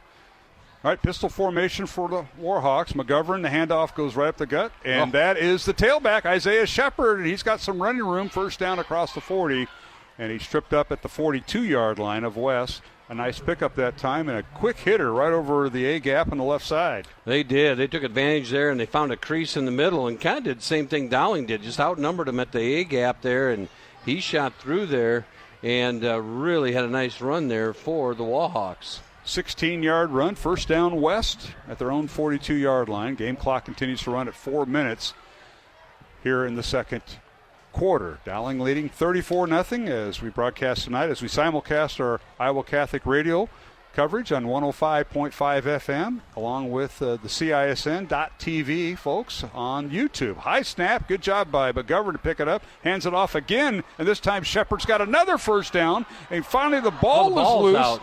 Knocked out by Dowling. The Maroons now on a fumble recovery, and is that Watson? It is. Jordan Watson on the fumble recovery, penalty flag down on the return, and so does Watson at the 35-yard line. So long run by the sophomore Isaiah Shepard, was a foot race to the end zone, and then Watson came, and I think he stole the ball and recovered the ball. Someone, if you get a chance, we'll look at the replay here, but someone came up from behind and knocks the ball out as he's running down, and Shepard just took off, and he was out like a shot, and they tracked him down from behind, knocked the ball out, and I believe the penalty is going to be on the return. So a 28-yard run by Shepard. He fumbles the ball.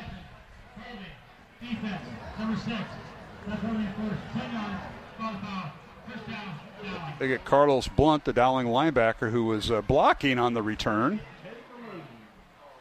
And that was Carlos Blount who knocked it away. Who knocked it out, yeah. And great play, great heady play by him. And he, I think, committed the clip on the return. So it'll be Dowling football when it's all said and done. 3:32 remaining here in the second quarter. First and 10 Maroons, and they're going to put the ball down right at the 12-yard line of Dowling. So the Maroons got some work to do, but they have all 3 of their timeouts.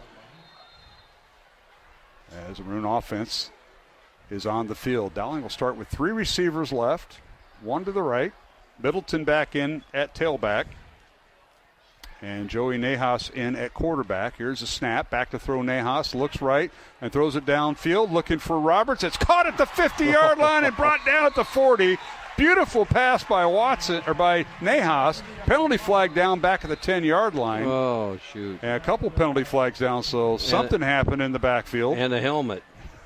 And a helmet off on a defensive lineman. So we'll see what this is all about. Brian Morris, let's go down to you on our Jenny Farrell sideline report. Yeah, that was a great throw and catch. He was Jeffrey Roberts was really blanketed by the Wahawks defensive back, but made a very good catch. But it looks like it's going back, guys. Yeah, they'll move. Boy, another long 48-yard reception wiped out. And half the distance to the goal line. So the Maroons will start back on their own 6-yard line. Yeah, ouch.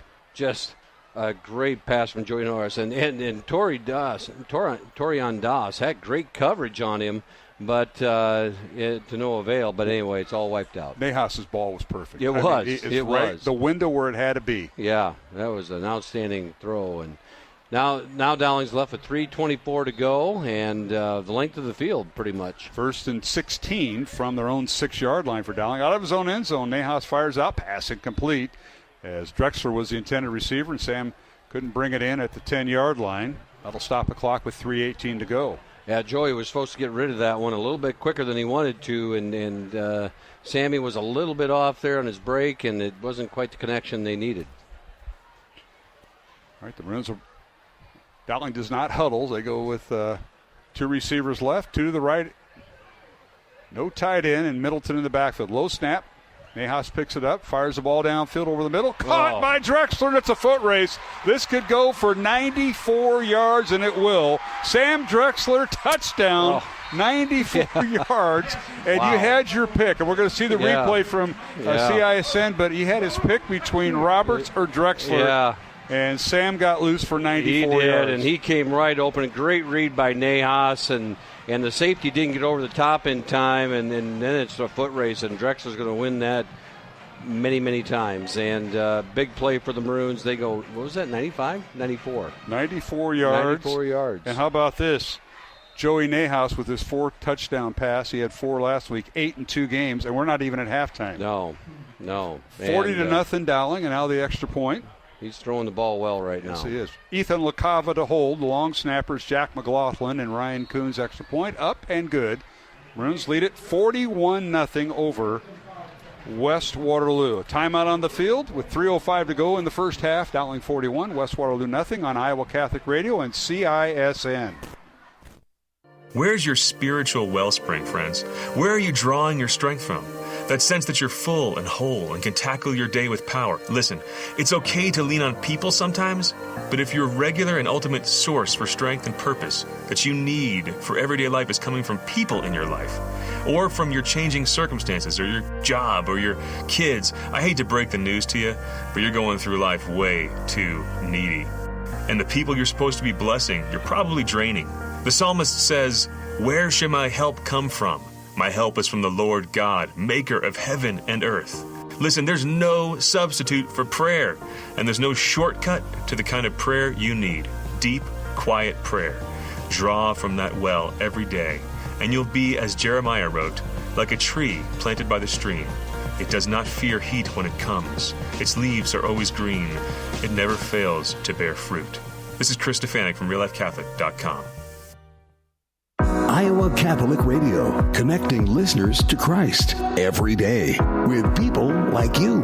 Hi, this is Roman Wilcom from the Basilica of St. John in the Diocese of Des Moines. Thanks for listening to Iowa Catholic Radio.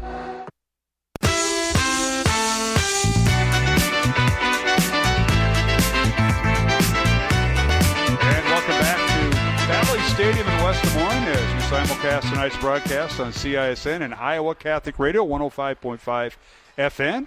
Mark Amadale, Matt Maindring, and Brian Morris. Let's go down to our Jenny Farrell Remax Concepts sideline report as Dowling leads at 41-0. And Brian is at a school record. Sam Drexler 94-yard reception. And by the way, Joey Nejas 4 touchdowns tonight, passes. Yeah, again, Jimmy, we said this in pregame. Joey, gosh, I'm going to get fined by Jim Nejas, but he's really getting a lot more confident, guys. I just think back to week 1 against Valley. He may have not had played as much last year, but his confidence level is really high right now, and he's putting the ball right on the money for these receivers. And when you give these receivers a little space, they're usually gone.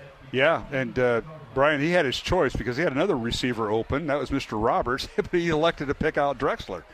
Drexler was wide open, and you're right, Brian. He is throwing with so much confidence right now. He's just stepping up and firing it and putting it right between the numbers more than he's not.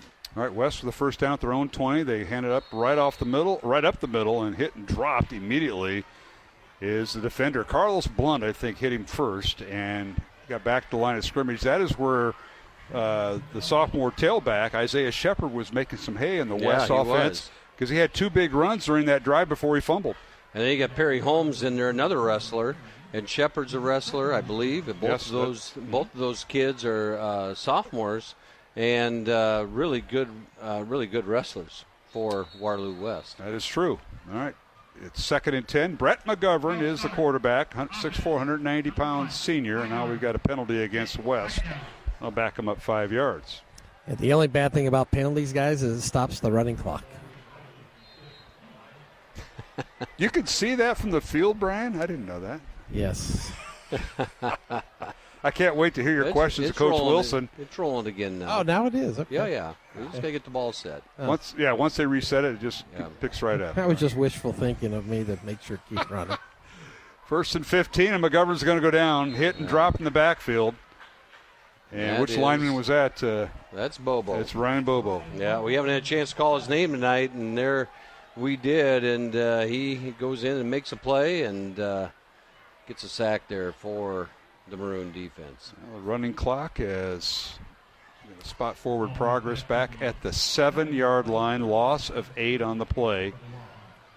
Got to bring up 3rd and 23. And you got to play. What did you have for a play at 3rd and 23 back in your days at Sheldon? You hand it off when you're inside the 5-yard line here and keep the clock's running anyway. But I hope we can catch up with Earl Holst because I want to hear some stories about Matt Maindring as a student for Earl Holst. I want to hear the Sheldon story. Yeah. All right, here's a little screen pass, and it's caught right at the 5, and he gets up to the 6-yard line, so he'll lose another yard. Will West. -1, and it'll bring up 4th, 23. But I don't think we'll have another play. I think the clock's going to run out. They don't have to punt the ball, so that should be the half. Yep. And Coach Wilson's not going to call timeout. So we go to halftime with Dowling leading 41-0. Over West Waterloo. We'll have the running clock to end the first half and begin the second half. Brian Morris is going to catch up with head coach Tom Wilson. We'll let him do that. But the Maroons with 4 touchdown passes in the first half from Joey Nejas. And Joey ran for 1, so he's got a total of 5 touchdowns in the first half. Drexler's caught a couple. Middleton's run for 1, and Roberts has caught 1, and his twin brother, Joey's twin brother, Jimmy, has caught 1. Let's go down to Brian Morris with head coach Tom Wilson. Coach, homecoming week, you just never know how a team's going to come out, but the Maroons came out on fire tonight. Oh, we've done some good things. I'm pretty pleased with them and being able to sling the ball around. I mean, you get it to some of our guys, and they can do a lot in a hurry. Nice thing is getting other people involved as well, which was great to see. Joey Nejas is really looking confident out there compared to even week 1. Oh, for sure. And, we're a lot more confident in what we're trying to do. And the one touchdown to Drexler, we couldn't have worked that anymore how it turned out earlier in the week in practice. And Sam executed, and then Joey put it on him. Again, the defense tonight throwing a shutout again. They have a huge offensive line, but you got to be proud of your defensive linemen. They've done a very nice job, and what a play by Carlos to strip the guy on the breakaway run. All right, Coach, we'll talk to you after the game. All right, head coach Tom Wilson visiting with our Brian Morris on the Jennifer Farrell sideline report. Sponsored by the Jenny Farrell team, and helping generations of Dowling Catholic families with their real estate investments for almost 30 years. Learn more at jenniferfarrell.remax.com. And we're at halftime here at Valley Stadium, Athletic Hall of Fame, and homecoming weekend for the Maroons. As if you're watching tonight, the cameras will catch the homecoming candidates will be introduced here at halftime. Our score, Dowling 41. And West Waterloo nothing. Alongside Matt Maindring, I'm Mark Amadale. We're going to take a 2-minute break along our network stations, and we'll return to Valley Stadium with more homecoming and our halftime interview with Dr. Dan Ryan, the president of Dowling Catholic High School, after these messages along the Iowa Catholic Radio Network and CISN. At noon, Monday through Friday, the doctor is in. Dr. Ray Garendi helps you with personal problems and professional questions. You'll love his fun approach and practical advice. The doctor is in on the Iowa Catholic Radio Network, connecting listeners to Christ. Support for Iowa Catholic Radio is provided by Ashworth Vision Clinic. Complete eye exams, contact lenses, glasses, glaucoma testing, and urgent eye issues. 515-440-4610. AshworthVision.com. Support for programming is provided by Construction Professionals, serving customers through a proven process, creating unique design, functionality, and artistic beauty. Construction Professionals is a Catholic family business built on a strong foundation. CPCustomHomes.com. Support for Iowa Catholic Radio is provided by Bozen the Florist. Valentine's Day, Mother's Day, weddings, whatever the message, say more with Bozen. Bozen.com. 515-244-ROSE. Bozen makes the moment mean more. Support for Iowa Catholic Radio is provided by CTO. Your support has helped thousands of students attend our Catholic schools. CTOIowa.org. At CTO, the bottom line, it's for the kids and their future. Join us at the November 15th Women's Gathering, Love Like a Saint, at St. Edmund Catholic School in Fort Dodge. Our speaker is author Elizabeth Kelly of Blessed Is She. Register today for the Women's Gathering at scdiocese.org. Building a relationship with a primary care doctor is one of the easiest ways to stay healthy. Schedule your annual checkup with a Mercy One doctor so you're ready for what life brings next. Find care at mercyone.org/healthpowerslife. Fast Signs is a custom sign and visual solutions company with an extensive selection of digital signage, interior and exterior signs, banners, and vehicle wraps. Learn more at fastsigns.com. Thank you, Fast Signs in Clive, for your support of Iowa Catholic Radio. Support for Iowa Catholic Radio is provided by Skeffington's Formal Wear, in business since 1951, with locations in Des Moines, West Des Moines, Coralville, and Ankeny. Skeffington's Formal Wear, fitting you for life celebrations. Online at skeffingtons.com.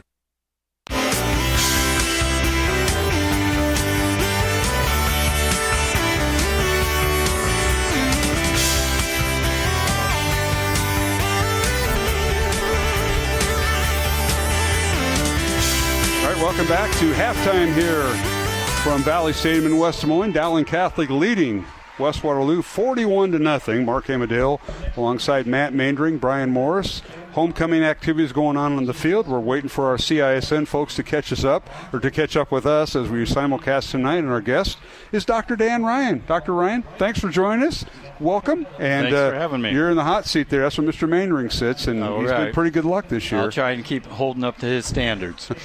Well, it's a lot of activities going on. We've got homecoming, Athletic Hall of Fame. Let's just add one more to the progress. We've got a big campaign going on at Dowling Catholic. It kicked off officially, unofficially last night. I'd say it's official because there was a huge traffic jam during the kickoff, and you were kicking it off at the Dowling gym, in the Dowling facility. So talk about that, Dr. Ryan. What's going on? So this has been a long time in the coming, and a good number of people have known about this. Actually, the We Believe campaign ended in 2015 by Jerry Deegan and all of those leaders. And that really took care of the academic and a lot of the faith areas as well, and science labs and those things. But as I was coming in, I'm starting my 9th year, we knew that there was a need around the cafeteria, some student life areas, also around some of the athletic facilities. And so we did a facility review, we had a strategic plan created, and then this last year we did a feasibility study. And quite frankly, all of that pulled it together that showed us that we had a lot of community support to deal with the student life, safety, and some athletic needs. Well, this is the largest capital campaign embarked on in its history, and you're a big part of that. I remember Dr. Deegan's campaign. I remember Monsignor Hess's campaign when he was there, and he's on the sideline tonight. So that's right. Dr. Ryan, this is certainly, number one, it's needed, but does it have the support? Will the Dowling Nation step up? And that's what we're here about tonight for those that are watching on CISN or listening to us on Iowa Catholic Radio. Bring that message to them. What is this about, and then what does it start? Well, you're right. This is a very significant campaign, and I call this a 50-year campaign. The overall goal is $76 million, and our feasibility studied that, and it's hard to believe how much construction has moved up. But this is going to be something that really enhances the student life for every student in the building, provides safety, provides students the ability to really maximize their potential, because these facilities are just a tool, but they really let the students maximize themselves. So it's going to be highlighted by creating a student union, much like a college. As a college prep school, that's something we want to replicate. Having a cafe, a commons area, a little bit softer space, some place that a student that's staying after school can get something to eat, have a place to do homework, or have the club come together and have a meeting there, or Ut Fidem or Survey Fidem Bible study groups meet before school. So that's really one of the highlight pieces here overall. It also includes safety things with that entrance there. That would be the one student entrance in the mornings and the afternoons. That would give us a much more secure campus, and something that we really know we need today. Parking would be a big addition to this, over 100 new parking spaces. And I know maybe that doesn't excite a lot of people, but it does the students, I can tell you that. Yes, it does. And having them on campus and not walking from 18th Street is really a great enhancement overall. One of the other safety things is the fact that we would be required to add a storm shelter. And that was a surprise to us and added a good amount of money. But it's also going to be the new auxiliary gym for JV and those kind of freshman level games. The main other area that's coming with this is a new arena or a main gym. So that would increase our seating. Our student capacity is really growing, our enrollment's growing. And this would allow them to all come into school mass together. Another thing it would do is really give us enough court space that all the volleyball teams could practice at once, or the boys' basketball teams could all practice, and the girls then after that or before. And then that allows the students to get home earlier. And frankly, we really stretch our students thin in many ways. We ask them to be great athletes, scholars, faithful, but when do you see your family, when do you eat dinner, when do you go to sleep, when do you do your homework? So we want to kind of give them some of those solutions that really help them do that. And another area that a lot of people don't think about, but it's really important to the school day, quite frankly, is the cafeteria. The seating area is getting very tight, and quite frankly, serving. How fast can we serve those students so we can kind of maintain our schedule and have the students actually have more than 5 minutes to sit down and eat? I can attest to that. I have a senior there at Dowling, and I know all that. That is also true. How's the campaign going so far, and can you share some of the fundraising details? 'Cause I know you've had some donors step up, but you'll need more because this is a long campaign, but talk a little about that. So we've made a lot of progress in our leadership phase. Sometimes that's called the silent phase. I'm going to give you a number here in a minute because I'm really excited about that. We're now just going into that public phase, but overall at this point, we've had $36 million pledged, which is a great step forward in that. And that's with only about 170 or a little over 170 donors. So it's been really inspiring to have a number of people that we've gone to with an ask, and they're willing to give that full amount. Quite frankly, it's been surprising how many people have said, I'll give over that amount. So that just really warms your heart. And the way people are opening their doors to our meetings shows that they're really committed to our mission, that they want to create leaders for life centered on Christ. They've seen it in the past, might be generations ago, or it might even be themselves as alumni, but they want to keep that mission going for others. We often stand on the shoulders of others, and this is definitely one of those things that's a generational effort, like was done in 1972 when the first school first opened. That's right. We're visiting with Dr. Dan Ryan, the president of Dowling Catholic High School, here at halftime of Homecoming and Athletic Hall of Fame. Dowling leading West Waterloo 41-0. And Dr. Ryan, I'm curious, when's construction going to start? And do you have enough money to start construction? Because you usually got to pledge an X amount of dollars from your goal. But let our listeners and viewers in on that. So there are some different requirements, and we definitely want to make sure we meet those because they're good guides. So there is a rule that you have to have 100% pledged and 50% in hand to start construction. We'll have to see if once we're already obviously at a pledged amount, if we can work and say, can we start part of this construction without all of it being pledged, or maybe all of that would be in by the spring. But we're hopeful that construction can start in 2026. We're definitely already working with the architects and the general contractor to get the designs final. Those things have been approved and are moving forward. They're starting to be in the building. You may actually even see some of their activity outside of the building as they're doing boring samples and those things. So there's a lot to this. It's a many step faceted process, but it gives us that opportunity to really make sure we do this right and get the design inside correct as well. I can't wait to see the parking lot the next several years, how that's going to work for not only athletic events, which I'm a big part of, but just school every day. You're going to do this while school's going on for the next several years, it sounds like, Dr. Ryan. So it's about a 24 to 30 month construction timeline. I want to rest everybody's fears. The first thing that will be done is parking. And I will guarantee there will be as many parking spaces available when construction is going on as are now, and possibly more. I can't swear to that. Okay. So the good thing about the construction process is the fact that we're building a lot of this outside of the current footprint. This is about 90,000 square foot of new building that we're going to be using, facilities. Compare that to our current footprint, which is 255. So it's a big addition to it overall.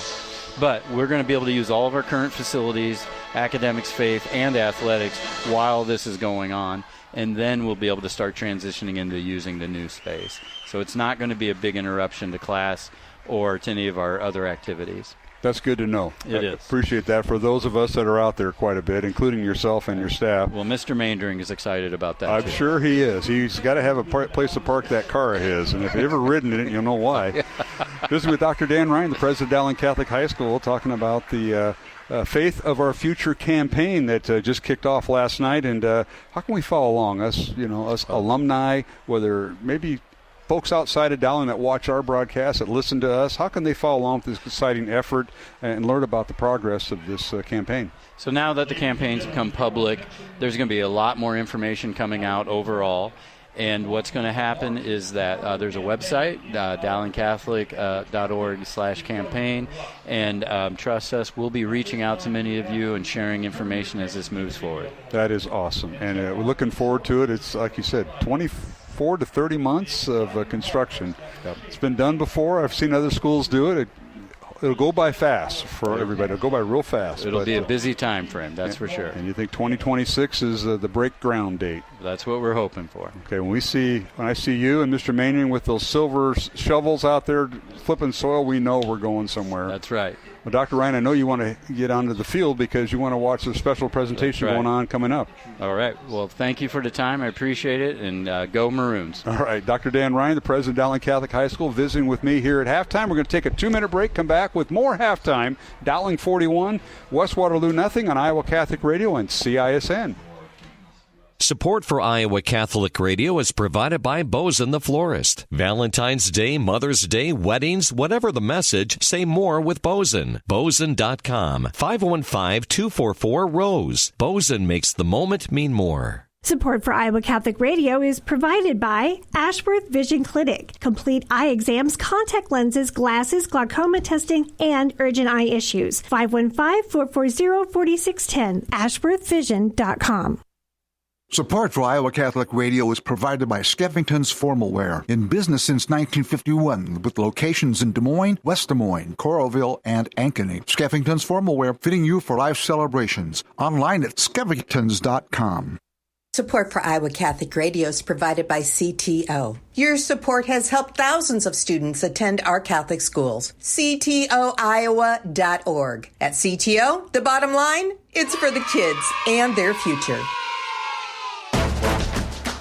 This is Deacon Mark Campbell, Executive Director of Iowa Catholic Radio, inviting you to share your story and inspire others. Your voice can make a difference as we celebrate the power of faith-filled media. Has our programming deepened your faith, brought you peace, or renewed your hope? Call us at 515-223-1150 or email me, deaconmark@iowacatholicradio.com, to share how God has worked through Catholic radio in your life. Together, let's keep the hope alive on every frequency.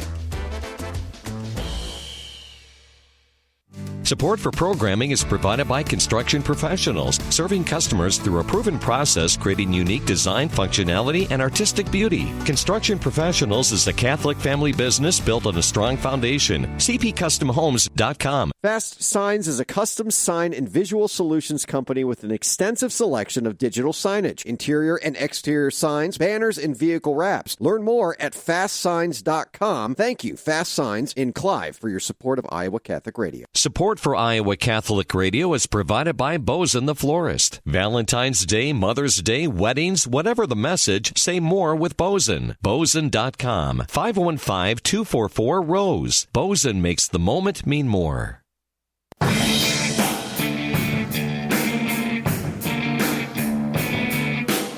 right, we're back here at Valley Stadium in West Des Moines as we simulcast tonight on CISN and Iowa Catholic Radio alongside Matt Maindring. I am Mark Amadeo.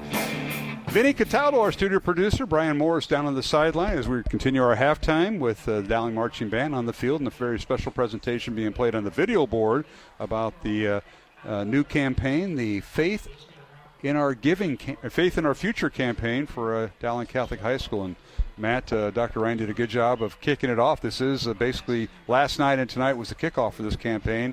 And half the money raised, the half we're hoping to raise. Yeah. And a lot of people can be a part of that. Yeah, it's a special moment as we're able to sit here and look back and you reflect, and big things were done 50 years ago to establish Dowling Catholic High School where it's at right now. And it's a beautiful campus, and everyone compliments, when they come onto our campus, it says it has that college feel and everything else. And, things age. And then, with the last campaign, the whole north side has just been, it looks beautiful. If you go from our cafeteria north into the classrooms and everything else. And the great. chapel. And the chapel. Yeah, and that's really the crown of the building. And I can say this as an alum. Yes, I was there when it was first built, and then changes came in the 80s and 90s. And then another phase came with Dr. Deegan in the early 2000s, if you will. Yeah. But, yes, my daughter is graduating this year, but my granddaughters, 2 of them, and they're 3 and 1 years old, they're going to be going there. So we are going to give, and I hope everybody else does. Yeah. You got to kind of have that,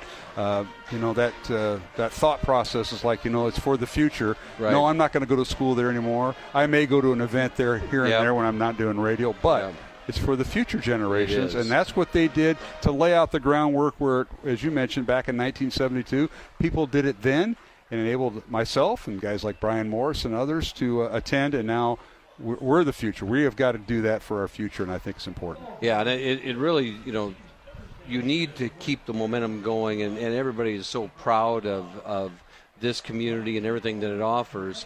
And you need to keep up from a facility standpoint. Yes, and it's the next piece is doing everything what I called from the cafeteria south. And there's a lot of coverage there. Yeah, and I'm sure Dr. Ryan, talked about a lot of different things. But you think about it, in 1972, there was only a couple girls' sports. That's right. And, that's exactly right. And so now you have all these changes athletically, and we offer a ton more sports than we did in 1972. And it's just a need, and it keeps our kids active. It keeps our kids in the building as well. So. All right, Dowling leading 41-0 over West Waterloo at halftime, third-ranked Maroons. Let's go to our first half statistics, Matt. Yeah, as we look at it, there are 13 first downs for the Maroons, 10 of 72, 10 rushes for 72 yards, and Joey Nahas was 13 of 17 passing for 280 yards.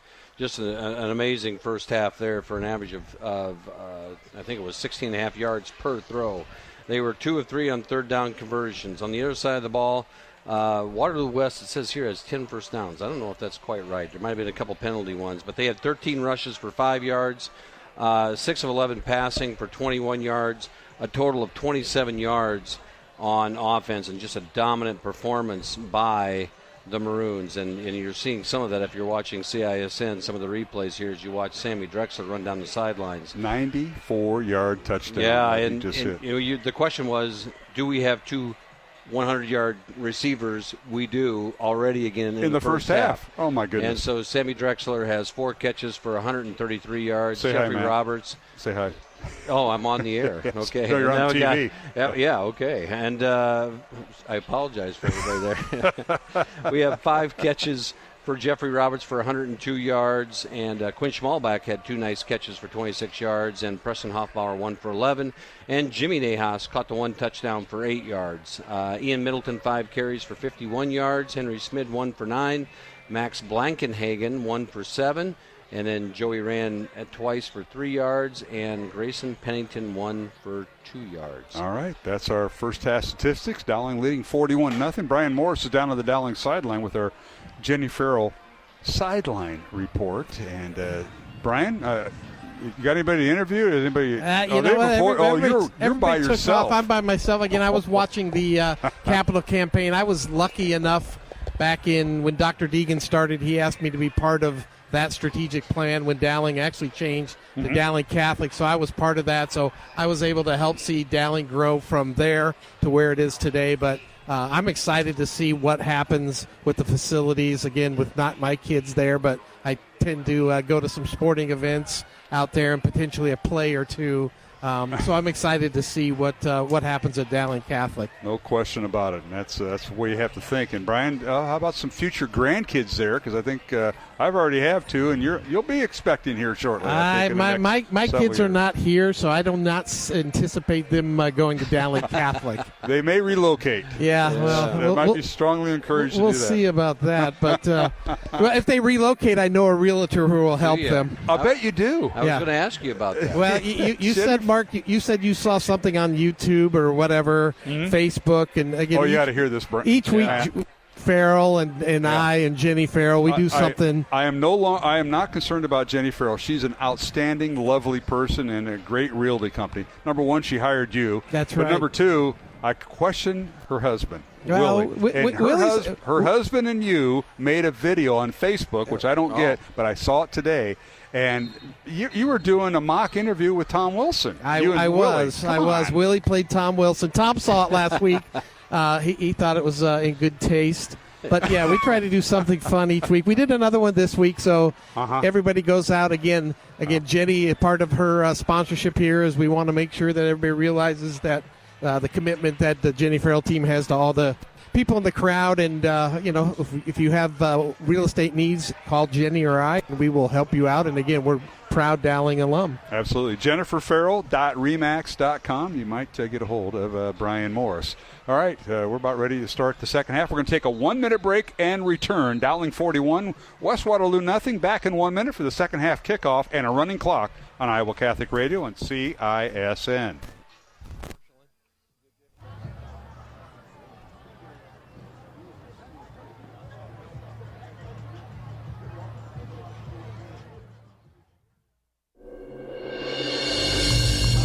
I'm Father Thomas Loya, and this week on Light of the East on the Iowa Catholic Radio Network, it should be obvious to anyone the problems besetting America and throughout the whole world will need divine intervention. There are no purely human solutions. A place that the Church and civilization has often turned to is to the intercession of the Blessed Mother, the Theotokos.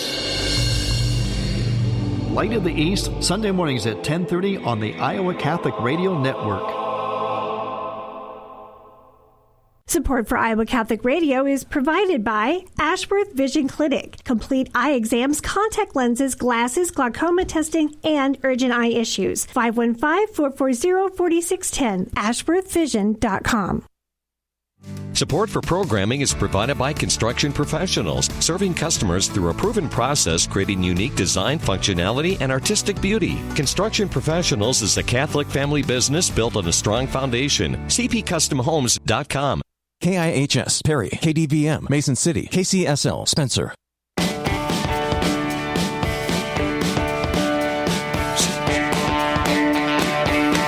right, second half kickoff underway. Dowling on the return. The Maroons get it up to the 25-yard line and finally slam down there.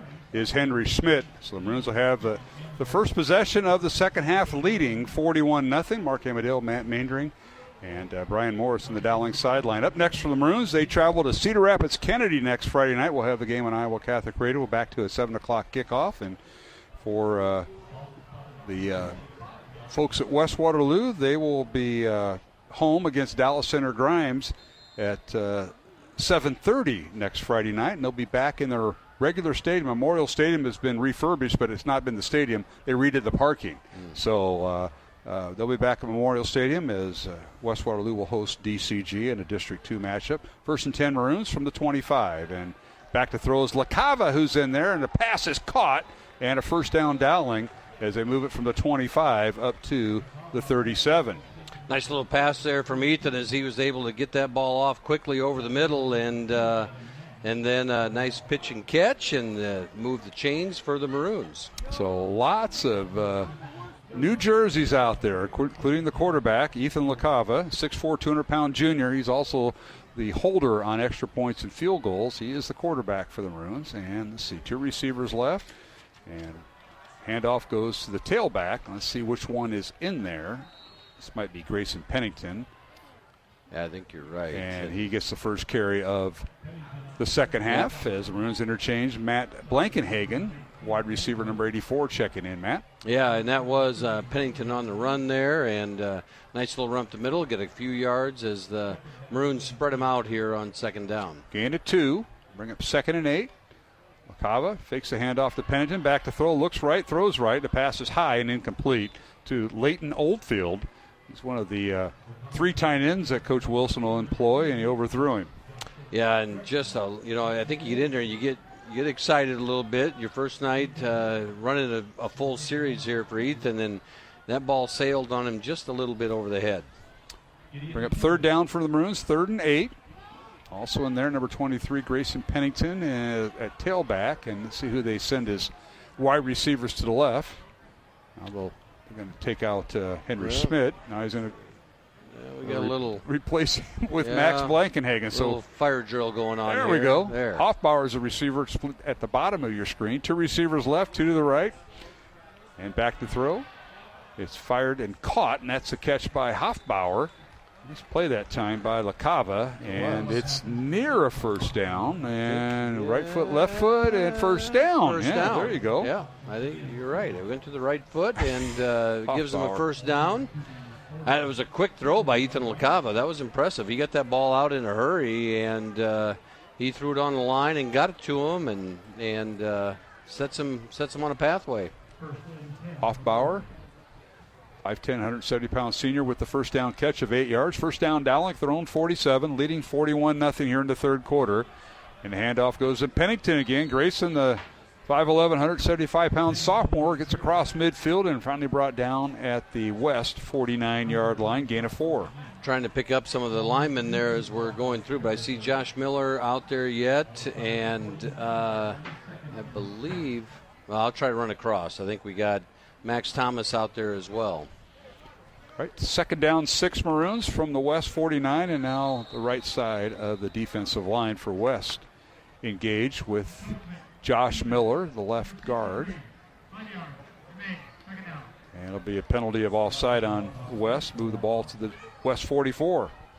Yeah, and now you get a 2nd and short here as the clock continues to wind up 41-0 here in the third quarter, and set some Maroons up for a 2nd and short. All right, LaCava with Pennington in the backfield. He'll give it to Pennington right over the A-gap. He's got the first down in the secondary and finally wrestled down at the 25-yard line. He'll pick up 21 yards and a Dowling first down. Nice run up the middle right there, and what you see is you got some of the starters in there yet on the offensive line, and you like to see that with that second-tier group coming in and running the offense. It gives them a little advantage. 19-yard gain officially. Hand off to Pennington again, and he's finally dropped at the 22 for a gain of 3. So bring up 2nd down and 7 for the Maroons. And right now in the game we have Jack Trump at right tackle, it looks like, and we also have Ryan Anderson out there at the right guard. Drew Cooling, number 40, is the H-back. Yep. Going to bring up 2nd and 7 for the Maroons at the West 22-yard line. Dowling going left to right, north to south. Hand off Pennington, right side, and he goes over the right tackle. He's got the first down, finally driven down as he churns his way to the 13-yard line of West. And Owen Marr out there leading the way from his spot in that offensive line as they're starting to have their way with them right there and making the pile move. That's what they're doing right now. Be the 9th play of the Dowling drive, which started back at their own 25-yard line. Running clock here in the second half. 41-0 Dowling over West Waterloo. LaCava checking with offensive coaches on the sideline, and I think they got everything set with 15 on the play clock. Pennington in the backfield. LaCava with 2 receivers left, and he'll hand it off to Pennington. Dodges a tackle at the 5 and thrown into the end zone. Touchdown. Grayson Pennington, hard runner from 13 yards out, and the Maroons now extend their lead over West Waterloo to 47-0 pending the extra point. Nice little move at the line of scrimmage there as you watch the replay on CISN, and then he runs over the safety at the end of it into the end zone. He wasn't going to be denied. And nice strong run there by Pennington to put the Maroons in the end zone again. So Grayson Pennington on a 13-yard touchdown run. Now the extra point by Dowling. And Pennington, or rather the extra point is up and good by Ryan Kuhn. So with 6:15 remaining here in the third quarter, Dowling extends its lead to 48-0 over West Waterloo. Back in 1 minute along the Iowa Catholic Radio Network and CISN. 60 Seconds with Archbishop Fulton J. Sheen. The natural man receiveth not the things of the Spirit of God, for they are foolishness unto him, and neither can he know them, because they are spiritually discerned. That is why those who share that Spirit understand one another so readily. To try to teach people about Christ and the mysteries of our holy faith is almost like trying to teach a blind man color, unless those people are ready to receive the Spirit of Christ himself. Now, converts who take instruction come to know that Jesus is our Lord. Where do they learn it? From the Spirit.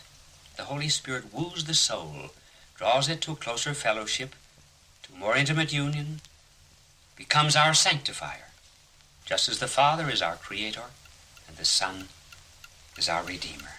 The people you know and trust are on EWTN.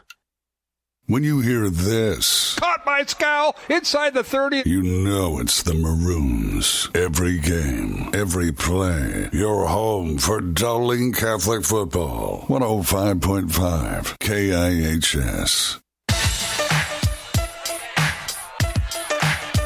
And we're back here at Valley Stadium in West Des Moines. Dowling leading 48-0. The Maroons going on a 9-play, 75-yard drive to start the third quarter. Grayson Pennington on a 13-yard run. Jack Corson in to hold for the extra point, and it was good by Kuhn, and Dowling leads it 48-0. Let's go down to the Dowling sideline and our Jenny Farrell Team Remax Concepts sideline report. Brian Morris, bring it in. You know, the guys work really hard during practice, right? You know, they're second string, maybe they're playing on the JV team, but to get them to come out and play at homecoming in front of all this crowd, it's a great experience. And some of these kids who are sophomores and juniors, they're just prepping themselves for next year because they're going to be the ones out here playing on the big stage. No question, Brian. And I'll tell you what, Mr. Maynard and I are doing our best to get the names called. As on first down, handoff goes to Isaiah Shepard, and he's loose in the secondary and finally tackled from behind by Jackson Miller as he crosses the 50-yard line at the Dowling 49. You know, Shepard's been impressive when he's carried the football because he has gotten yards about every time he's out there in a positive way. He shoots through that line of scrimmage quickly, and he's got some speed. Well, Felix Annan, their starting tailback, was injured in the first series tonight, and we've seen a couple of tailbacks back there for West. Keegan Ambrose also was carrying the football, but Isaiah Shepard, the sophomore, has found his groove, and now he bounces off a tackle on a first down play and gets near a first down at the 40-yard line, so he'll pick up 9 yards, will Grayson Shepard, going off that right side of Kane Vaughn and Colby Jacobs for Cedar Rapids. Yeah, and West Waterloo, excuse me. Yeah, and I believe Jackson Miller finally makes the tackle there for the Maroons, as Shepard is he's a handful. Yes, he is. 18-yard run on first down, 9-yard run on another first down carry. It's 2nd and 1 at the 40-yard line of Dowling. Maroons trying to keep the shutout going, 48-0. Just under 4 minutes remaining with the running clock here in the third quarter. High snap goes over the head of McGovern, and he tracks it down back at his own 44-yard line. So a big loss that time by West on the high snap. Yeah, it's unfortunate. You know, the ball, as they're starting to move it here with Shepard, and then the ball just skips off his hands and bounces over his head, and he almost rolled past it and got recovered, but they'll lose 16 yards on the play, and we got a timeout on the field. We'll keep it here with 3:34 remaining here in the third quarter.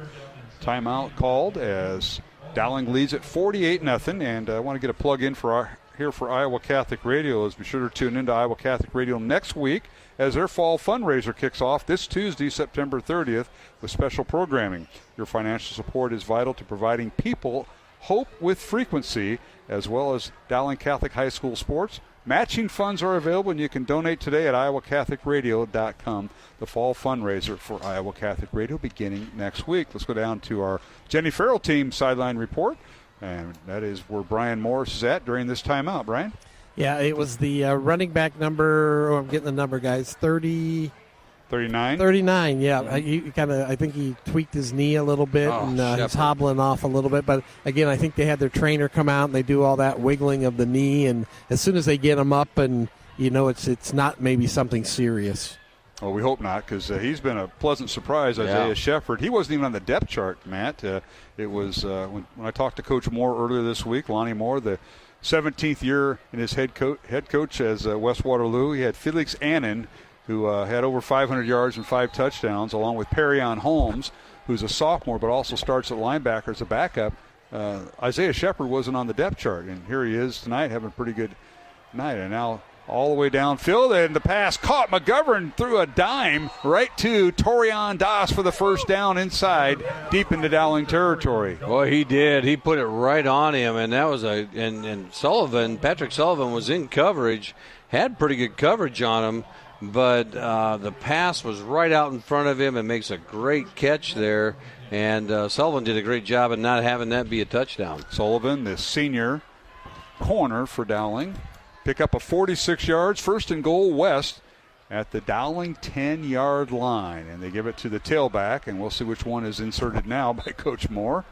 And he struggles inside the 10, maybe to the 9, and that time, number 19, Keegan Ambrose on the carry. Liam Tohe and it looked like Andrew Pagano, or Anthony Pagano on the stop there for the Maroons. Gain of 1 by Ambrose. 2nd down and goal West from the Dowling 9. Quarterback is Brett McGovern, the 6'4", 190-pound senior. Does a check with me with the West offensive coaches. And now they'll split out 2 receivers to the right, 1 to the left. Or rather, 2 to the left, 1 to the right. And back to throw is McGovern over the middle in a quick slant. And touchdown West. Torian Das with the catch, and rightly so, because he made that beautiful catch of 46 yards, and now a 9-yard catch for the touchdown. Makes that post over the middle, and good ball fake there, and hit him right on the cut as he slants across the middle to the end zone, and nice catch there. And you're right, he deserved to make that after that great catch down the field. So with 2 minutes and 2 seconds remaining here in the third quarter, West gets on the board. It's 48-6 pending the extra point. Dean Rizvik in there, and an extra point is up and good. So our scores: Dowling 48, West Waterloo 7. Alongside Matt Maindring, I'm Mark Amadale. Brian Morris on the Dowling sideline. We'll return with more from Valley Stadium on Dowling's homecoming and Athletic Hall of Fame night. We'll return after these messages on CISN and Iowa Catholic Radio. This is Dale Ahlquist with a Chesterton Minute. Have you ever noticed what happens when you try to keep up with the current fashions? You go nuts. When we are obsessed with keeping up with the times, we become slaves. Fashions are never settled. To chase something that is always changing is simply futile. It's not freedom, it's insanity. G.K. Chesterton says, "The Catholic Church is the only thing that saves a man from the degrading slavery of being a child of his age." Christianity is always out of fashion because it's always sane, and fashions are always insane. The Catholic Church never has to worry about being behind the times because it is beyond the times. Want more than a minute? Visit our website, chesterton.org.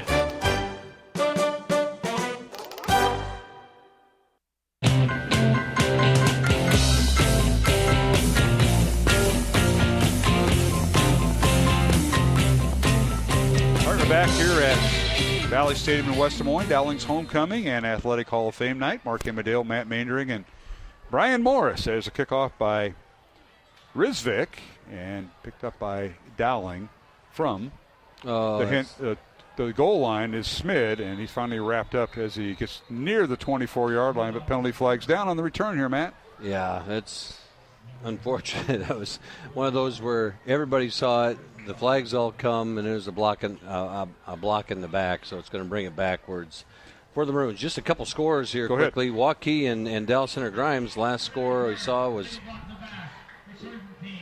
14-14. The game is tied, Waukee and Dallas Center Grimes. Waukee Northwest wins big over East. Valley's up on Indianola 21-0. Ankeny pulled ahead here and keeps extending their lead over Sioux City East. It's 26-0. Centennial wins big is leading big over Urbandale. Last score I had was 28-0.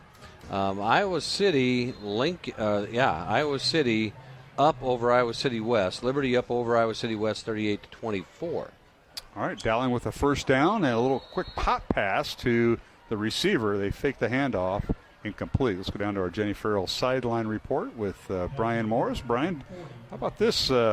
West Waterloo gets on the scoreboard on a 6-play, 77-yard drive, and Torian Das, the guy you kind of talked about in the pregame, with a 9-yard reception. But I think you were talking about him on defense. Yeah, he's a good player out here for Waterloo West. But again, Dowling has a lot of different guys are rotating in here. Number 12, I see, just came in the game. Everando El Cheto. He's a wide receiver. On play action, LaCava fires over the middle. Pass is incomplete. He tried to hit his intended receiver that time, the guy you were talking about. Yeah. Everardo Etcheto, senior. Yeah. Good job. Trying to get senior the ball there as he cuts over the middle, and the defender got his arm just as the ball was getting there. So breaks that play up. We got, as you're going through the night, every once in a while you get a text, and I got one from a former administrator at Dowling who's now, I think their football game got done early. Oh, okay. And where was he watching? I think he's listening to the Maroons. Well, because we're the late game tonight. Here's LaCava. He's going to keep the football from his own 8-yard line. Gets across the 20. Yes, he's got the first down at the 25-yard line. Ethan LaCava. Everybody covered? Keep the football. Keep the football and take off. And to watch this young man mature since he was a freshman and playing the game has been impressive because he's really grown and matured and is learning how to play quarterback at a higher level. That time, Ethan got loose for a 16-yard run. Appreciate the replay by Aaron Bandy. And we've come to the end of the third quarter. So the running clock takes care of one quarter. We'll come back with the fourth quarter. Dowling 48, West Waterloo 7. Alongside Matt Maindring, I'm Mark Emmerdale. Brian Morris on the sideline. We'll return on CISN and Iowa Catholic Radio. The on-air portion of the Iowa Catholic Radio Fall Fundraiser starts Tuesday, September 30th. Our theme is Hope with Frequency. Be sure to tune in for stories of hope from right here in our listening area as we seek to be fully funded for the remainder of this Jubilee Year of Hope. But you don't have to wait to pledge. Call 515-223-1150 or donate now at iowacatholicradio.com. Your gift will be matched dollar for dollar. And thank you for supporting ashworthvision.com. Support for programming is provided by Construction Professionals, serving customers through a proven process, creating unique design, functionality, and artistic beauty. Construction Professionals is a Catholic family business built on a strong foundation. cpcustomhomes.com.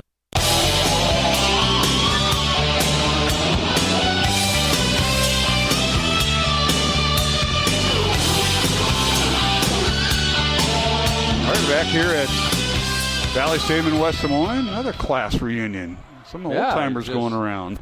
Kurt Stump and Mike Mahon, former SID at Drake.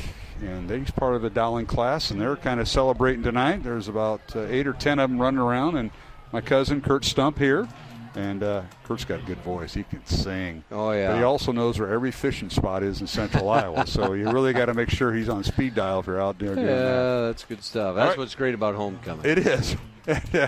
What happened? Did I lose a play? You got Smith up the middle. He gets a 1-yard loss here, so you have 2nd and 11. Oh, okay. Well, that's not good. From the Dowling 23-yard line, Henry LaCava in at quarterback for the Maroons. 2 receivers right, 2 to the left. They fake the handoff to the tailback. LaCava stays in the pocket, avoids the tackle, now wants to run. And he does across the 25. Ball loose and still loose. And LaCava got back on it. How does that work? I don't know. Good job. He was juking and running, and the ball, he forgot to bring the ball with him at the last part there as he kind of stumbled. And I think he was going to dive and take a knee, and the ball hits his knee and pops out, and fortunately for him, he gets back on it. And a 5-yard gain for LaCava. Yeah. That's awesome. One of the uglier 5-yard gains that a quarterback could have, but a great athletic play by Ethan as he's able to keep the ball. If you would have watched Brian Morris's class, there were some ugly ones happening there, too. Is he awake down there? Yeah. I'm here. I thought you heard that, yeah. Back to throw LaCava. The ball tipped and incomplete. Nice job getting his hand up. Was Peyton Smith, number 55, on the defensive line for West Waterloo. Yeah, and unfortunately, Brian has not been able to track down Earl Holst as I see him pacing the sidelines. Earl's right at he's at the 40. Yeah. Earl's running from me. He's at the 45. Now he's at midfield looking for that great camera angle, one of the many inductees tonight. I'm trying to remember. I know he coached middle school basketball for us, too. But I don't know if he had the guy. I think he had the girls. Anyway. Dowling will be forced to punt for the first time tonight. High kick and fair catch signaled and muffed by the punt returner for West. And let's see who got on top of referees are right there, and it's going to be West football. So no harm, no foul, apparently. He's able to get back on it there, and, it's a good thing we can't find any tape from middle school. I can't. There's a couple pictures, but now I'm begging Brian, get Earl to be on mic and get him a headset. I got a question. Just say I got questions for him. Say Amadale's got questions. I will try after the game, but he may do something, show me something that we can't show on CISN. That's not Earl's style. I know, but I may drive him to it. Yeah, that's true. All right, it's 1st and 10. West has Dowling punted from their own 28, and they'll start at their own 29. Will West with under 9 minutes to play. Dowling leading 48-7, running clock the whole second half, and part of the last several minutes of the first half. Handoff goes to the first man through, and that's Luke Lindeman stood up for a loss on the play there. And I believe that was Jack McLaughlin that met him in the backfield there and was able to take him down, as it looked like Dowling had kind of a starting group out there as they just switched out 11 guys and put 11 back in, I think. Moves the ball back to the 26-yard line, a loss of 3. McLaughlin's the Dowling long snapper who's getting some work on that defensive line. 2nd and 12, West. And quarterback is Cole Dean. So they go to one of their sophomore quarterbacks who's the backup, Dean wearing number 9. And the give is to Lindeman, and he's wrapped up again at the point of attack. Nice job that time by the Dowling defense there, Matt. Yeah, Sam Spracklin makes a nice play coming off the edge from his linebacker position. I think what happened there is, Waterloo West had their starters in that last series go down and score. Dowling, thinking that the same thing was going to happen, put their starters back on defense, and then they realized that West has their second wave in there as well. So now it's all about matchups. It is. It's all about matchups. Second wave. That sounds pretty good. Yeah. He came up with them. He came up with that, Brian, because Earl taught him history at Sheldon, Iowa. I love it. And geography. Yeah. Back to throw is Cole Dean. Fires out over through everybody at midfield. Incomplete. It won't stop the clock. Clock continues to run. Under 7 minutes and 10 seconds left. 3rd and 13 now for West Waterloo. Pretty good coverage there for the Maroons as they put pressure on the quarterback and got him to throw it early there. You know, Mark, you two up there, how did you do in your homecoming games? Do you remember? Oh, boy. We won. Our problem was healing and the last game of the year in the playoffs. That was our problem for 3 years. Yeah. Back in the 70s, yeah. My senior year, we won, but I got hit so hard over the middle on a tight end dump that I don't think I remember the dance. Oh, that is not good. Yeah. Not Played good. the whole game, but. All right. Well,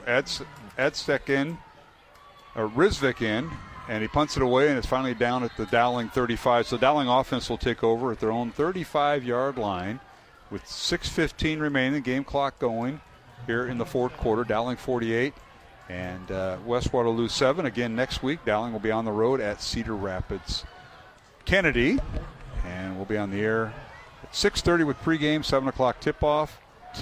And I'll have John Chiddle sitting in your chair. Yeah. You off to another Friday night. Who's getting married in the fall again? What is this? It's my cousin's daughter, and very close. I mean, yeah. You need to be there. I need to be there. But again, who's the scheduler? Yeah, I know it. You know. And Brian Morris, you're going to miss a game, and your daughter's getting married. My daughter's going to get married 2 weeks from Saturday. Yeah, in next month. So you guys planning these fall weddings. And I should speak. My wife and I just had our 19th anniversary here a week or so ago, but it was on a Tuesday, guys. It was on a Tuesday. Hey, mine's coming up next Tuesday, guys. 36 years to my wife, Margie. Margie's a saint. She is a saint, isn't she? Yes. Everybody says it. Mm-hmm. That was Ethan Ringwelski, by the way, on the carry and the stop. He lost a couple yards there as the defense gets penetration, and Ethan with Ringwelski on the carry. And we have a new quarterback in. I believe it's maybe not. Yes. You think it is? Well, we're going to find out. And penalty flags down, the pass over the middle, and the pass is caught. Nice catch that time by Bo Williams, and he's finally tracked down at the midfield. But this may be coming back. Yeah, maybe coming back. Might have been a little movement. So the Dowling's emptying their bench, as quarterback you're referring to is Max Toll, 6'1", 180-pound junior for Dowling Catholic in the contest. And this will come back. You're right. Yeah, a little bit. You know, it's such a challenge when you have all these kids out there and they're excited, and sometimes you're putting in kids in positions they might not normally be in, and you're scrambling out there, and it was a nice throw. Yeah, Max Toll. So, do it again out of the pistol formation. Low snap. Toll fakes the handoff. And it's caught once again. That's Bo Williams, and he may go. He's going to go inside the 20, inside the 10, 5, touchdown. Bo Williams. Freshman. How about that from 72 yards and a Dowling touchdown? Wow. That was in unison right there. Bo Williams caught that pass over the middle, and he's able to go split the defenders and explode down the field. He out-leaped Gideon Kimball, who was defending him, number 81, for the score. Now Dowling with the extra point. The Maroons tack on another score, 54-7 on Bo Williams. And this will be the freshman, Brody Gable, number 99, in for the extra point. Ball is down, kick is up and good. Dowling tacks another point on the board, and the Maroons lead it 55-7 over West Waterloo. 4.5 minutes remaining. Fourth quarter, back in 1 minute along the Iowa Catholic Radio Network and CISN. I'm Father Thomas Loya, and this week on Light of the East on the Iowa Catholic Radio Network, it should be obvious to anyone the problems besetting America and throughout the whole world will need divine intervention. There are no purely human solutions. A place that the Church and civilization has often turned to is to the intercession of the Blessed Mother, the Theotokos. Light of the East, Sunday mornings at 10:30 on the Iowa Catholic Radio Network.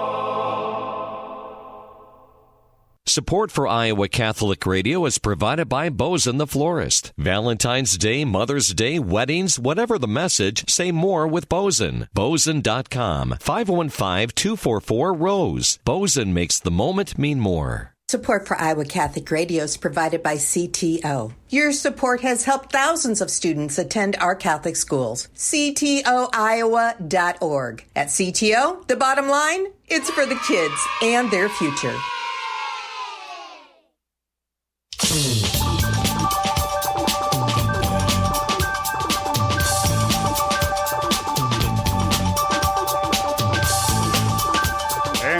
Here at Valley Stadium in West Des Moines. Here is the kickoff by Dowling's Brody Gable, the 5'10", 140-pound freshman, and kicks it to about the 20-yard line on the return, and stood up and taken down is the West return, as Dowling has tacked on 7 more points thanks to Bo Williams' 72-yard touchdown reception from quarterback Max Toll. Brody Gable's extra point. Dowling leading 55-7, and let's go down to the Dowling sideline on our Jenny Farrell Team Remax Concepts sideline report with Brian Morris. Yeah, guys, Bo Williams. I was just looking at the roster, and I saw a freshman on here, and Bo looks the part out there because he's very athletic, and the way he caught that ball across the middle in stride, I think we're going to be hearing a lot of things from him over the next 4 years. And Brian, give us an update on maybe some post-game interviews. You're reaching out to some handlers. Yeah, we're going to, I think, talk to Jeffrey Roberts. Again, he was on the homecoming court, so that'll be kind of double fun. And then Anthony Bonanno, who's had a really good year. He's really played well and improved each week. Yes, that is so true. So we look forward to that. I'm sure you'll get through the people that you need to get them in touch with us in the post-game show. Tom Wilson will also join us. Don't forget, we'll be simulcasting with CISN, our post-game show.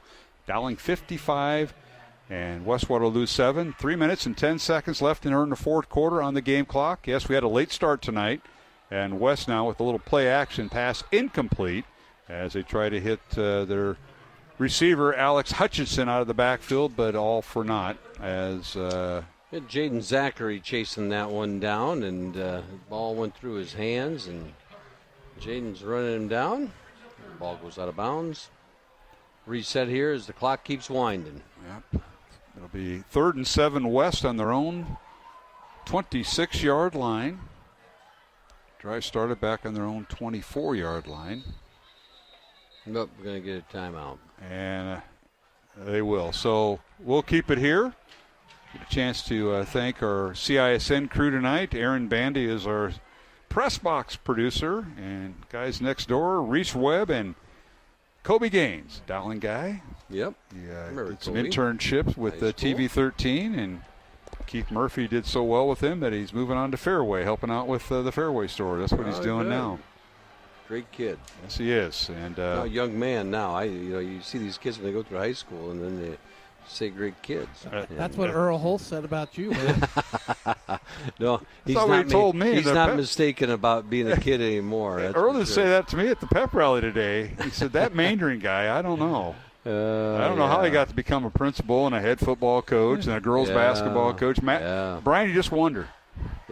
You do. It's and again, I think Matt and I've discussed. I think one of my nieces marries. Her boyfriend is related to Matt somehow. Yeah. So we'll be a double wedding sometime, maybe. Oh, that's perfect. Then I really got to go. I got to resurrect Marcoule and Chido both, and now here's a pass near side, incomplete. The intended receiver hit and dropped, and that being Andrew Reardon for West Waterloo, and the Dowling boys were all over this on the replay. Jaden Zachary comes up and makes a play here and hits it just as the receiver is getting to the football. He goes and separates the receiver from the football, and Jaden Zachary, great play there from on the infamous Dr. Zachary family. Yeah, yes. I knew they were coming up. I forgot they're on the varsity, but hats off. Brings up 4th and 7 for West from their own 26-yard line, back deep to punt, and he's been there most of the night, and that's Adine Rizvik, and he gets it away. Short kick, bounces at the 50, and then rolls down near the Dowling 41, and that's where the Maroons will have it. 1st and 10 for the final minute and a half of the contest. As Dowling well in hand, Maroons are going to move their record to 4-1 on the season, ranked 3rd in Radio Iowa and the Des Moines Register poll. West will fall to 2-2 or 2-3 on the season. Dowling will go to 2-0 in district play. They got a win earlier over Dallas Center Grimes, and then last week's Southeast Polk win was not a non-district game. But tonight, the Maroons a winner, and We're going to close it out. At quarterback, Ethan LaCava will come in. In the backfield will be Ethan Ringwelski. And he gets the handoff. Ringwelski over the right side, gets across the 45 and pushes tacklers up near midfield. They'll spot him down at the 49. Nice push there by the line as that front makes some space there for Ringwelski to get through, and looks like we got one more snap. One more snap. Yeah. Also probably. in there for Dowling will be Riot Wichman. He'll play fullback. He's wearing number 44. Got one back in the backfield. The Maroons will send 2 receivers left. LaCava, Ringwelski the handoff. He's hit and dropped, and that'll be the ball game. No gain in the play, and Dowling has his 4th win of the season after losing the opening game to West Des Moines Valley 20-19. The Maroons have run off 4 straight wins over Johnston, Dallas Center Grimes, Southeast Polk, and now West Waterloo. Final score, Dowling 55, West Waterloo 7, Matt Mandring. You bet, and I figured out why Mr. Bossum was off work early tonight. They had a light issue in Council Bluffs, and so they started that game at 5:30. And no light, so they moved everything up. Yeah, Coach Bossum said they moved things up, and that was the answer to the trivia question. Because you said, "What Dowling former administrator?" And I said, "Well, it can't be Marcoule. He's already in bed." So I didn't quite go down the checklist. That makes sense. Yeah. All right, our final score, 55-7, Dowling over West Waterloo. Alongside Matt Mandring, I'm Mark Amadale. Brian Morris getting his interview set up, because when we come back, as we simulcast with CISN, we will catch up with a couple of Dowling players and head coach Tom Wilson. Again, the final, Dowling 55, West Waterloo 7. From Valley Stadium in West Des Moines on Dowling's homecoming. We'll be back after this 2-minute break on Iowa Catholic Radio and CISN. This is Father Jeffrey Kirby. St. Paul tells us that one receives faith through hearing.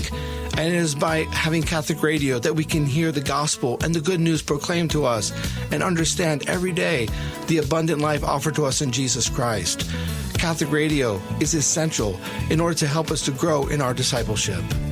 Iowa Catholic Radio is needed now more than ever.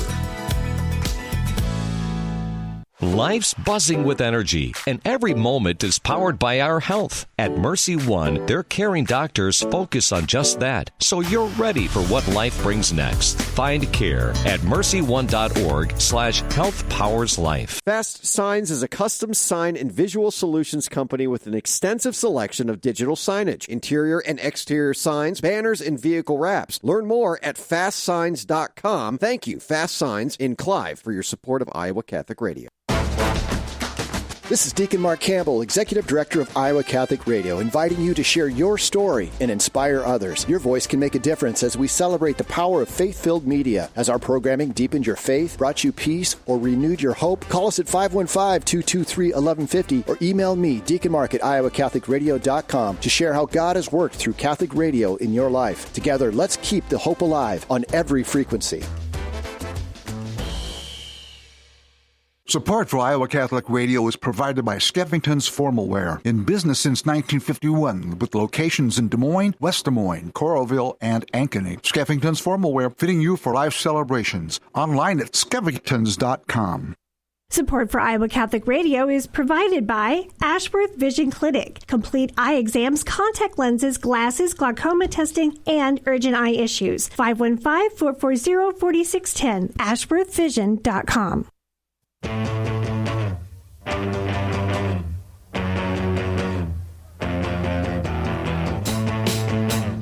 And welcome back to Valley Stadium in West Des Moines, Dowling Catholic's homecoming and Athletic Hall of Fame weekend. Alongside Matt Mandring, I'm Mark Amadale. Final score, Dowling 55, West Waterloo 7. Let's go down to the field with Brian Morris, and he has one of the Dowling offensive stars tonight, Jeffrey Roberts. And take it away, Brian. Jeffrey, again, coming into this season, again, new player this year for the Maroons. Tell me about the experience over the first 5 weeks.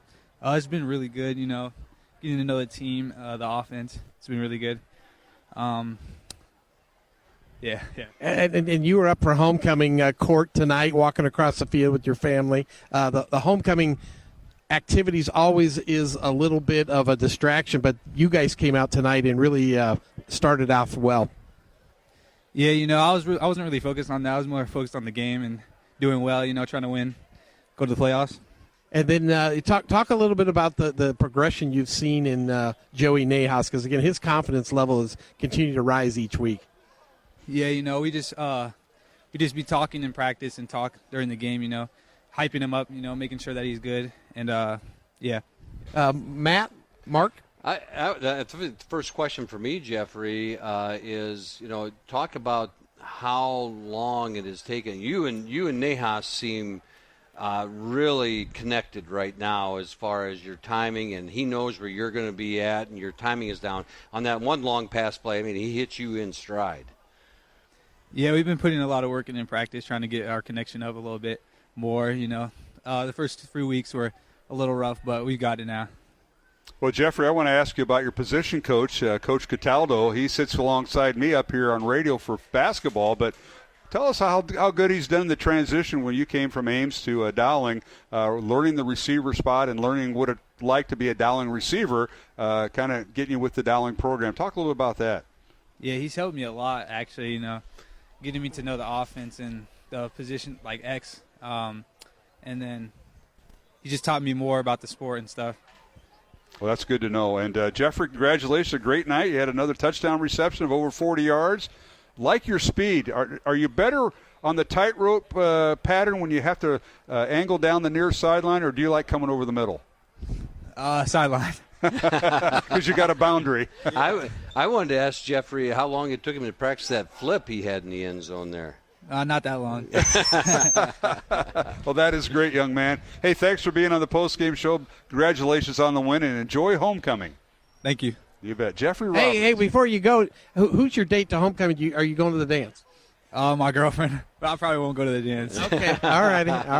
Right away. He's getting all personal, Brian. Hey, I always ask that question. Yeah. So. My goodness, all right. Brian. All right. Thanks, Jeffrey. Go to your next interview. Thank you, Jeffrey. Poor guy. He puts him through that. Puts him on his spot right away. But of course he's going with his girlfriend. Yeah. Brian's going to get Anthony Bonanno set up. Now, Anthony's not the South. He's not from the South Side. He lived in Ankeny. Okay. Good kid. Yeah. And he's got some relatives that I know. I'll call them out here on the radio. I know they're listening because they're driving out of here. But back down to the field, Anthony Bonanno is Brian Morris has him, and take it away. Yeah, Anthony, talk about the defense, kind of the progression from week one to now. Again, you guys have thrown goose eggs on the board. The first game against Valley, I know there was a lot of maybe things you guys could work on, but it seems like over the last 4 weeks, you guys have done a really good job. Yeah, I think getting off to that slow start really pushed us, and I think it's just going to continue to push us to get better. And we're really focusing on just progressing week by week. What is some of the things that you guys have worked on specifically as a defense after looking at film week in and week out? We're really focusing on technique and playing with violence.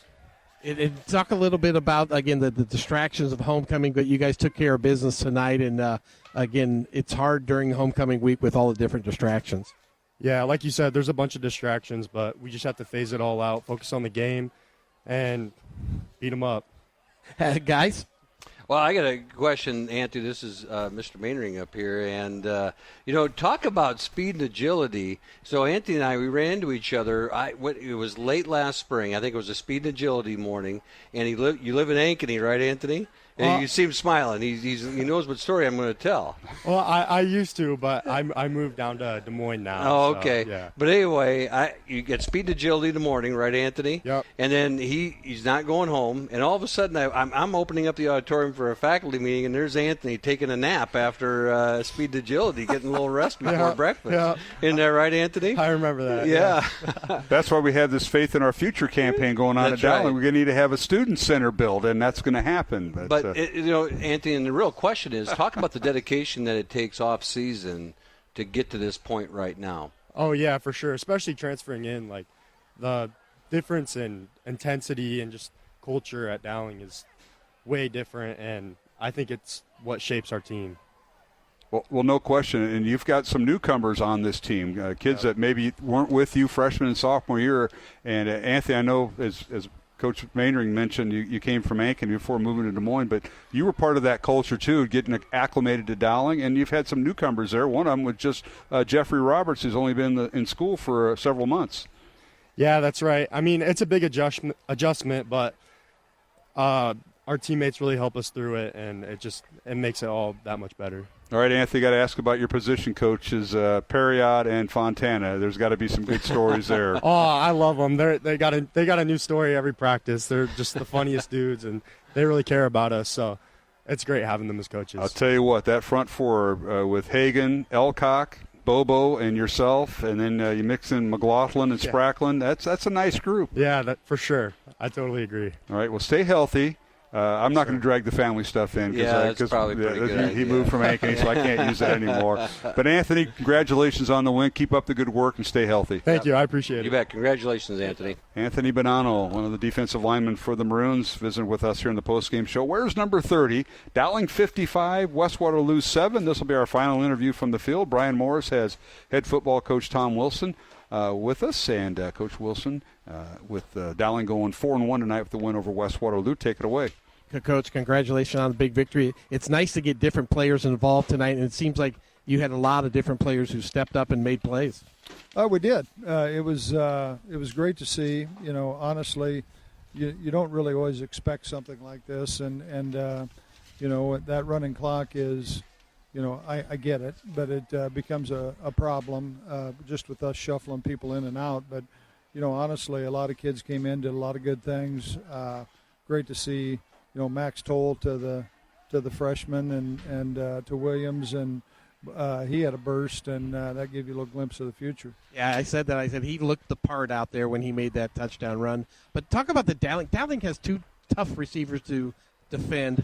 Waterloo West came out man-to-man, which I think I almost dropped my headset and became the defensive coordinator for them, because that was kind of easy pickings for the Maroons, because that's hard to guard your receivers one-on-one.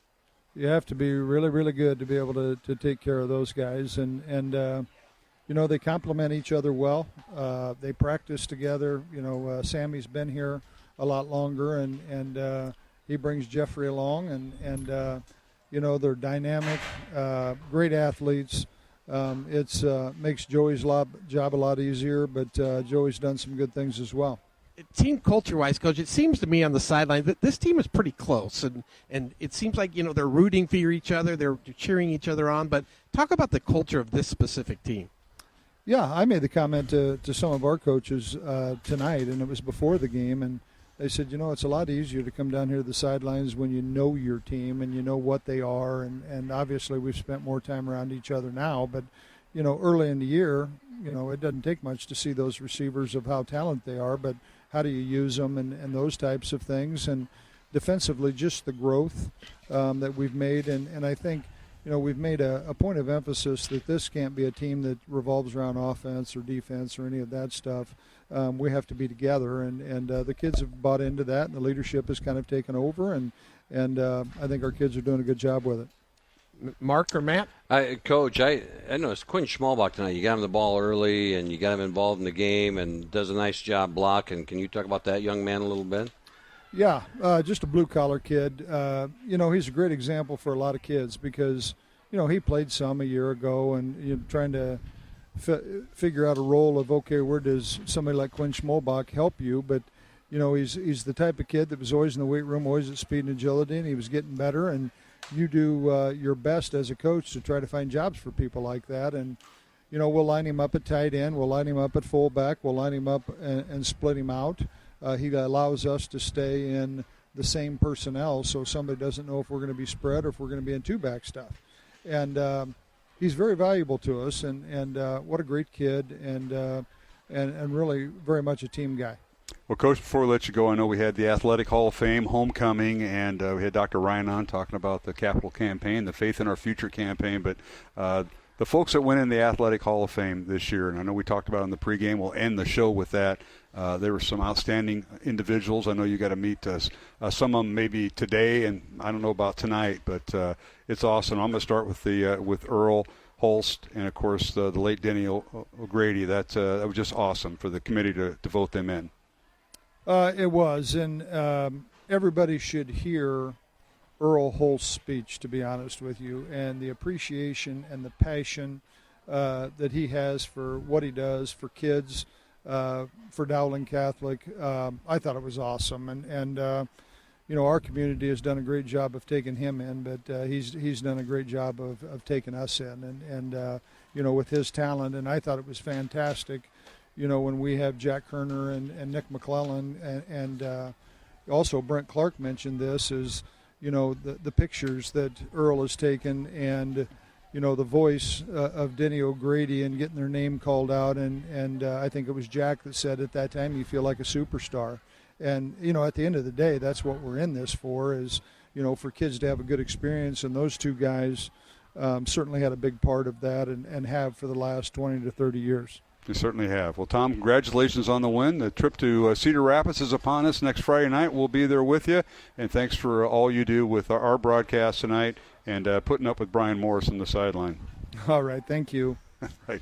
Tom Wilson, the head football coach at Dowling Catholic, joining Brian Morris on the sideline. That'll wrap up our CISN part of the broadcast. So, Vinny Cataldo, don't cut me off, but I'm going to say so long for the CISN crew. Aaron Bandy, our producer, and our outstanding camera operators, Reese Webb and Kobe Gaines, and, of course, Pete Tarpey heading up to CISN. So we're going to stop our simulcast here on the TV side. Again, the final tonight, Dowling 55, West Waterloo 7. The Maroons improve their record to 4-1. The Warhawks of West Waterloo fall to 2-3.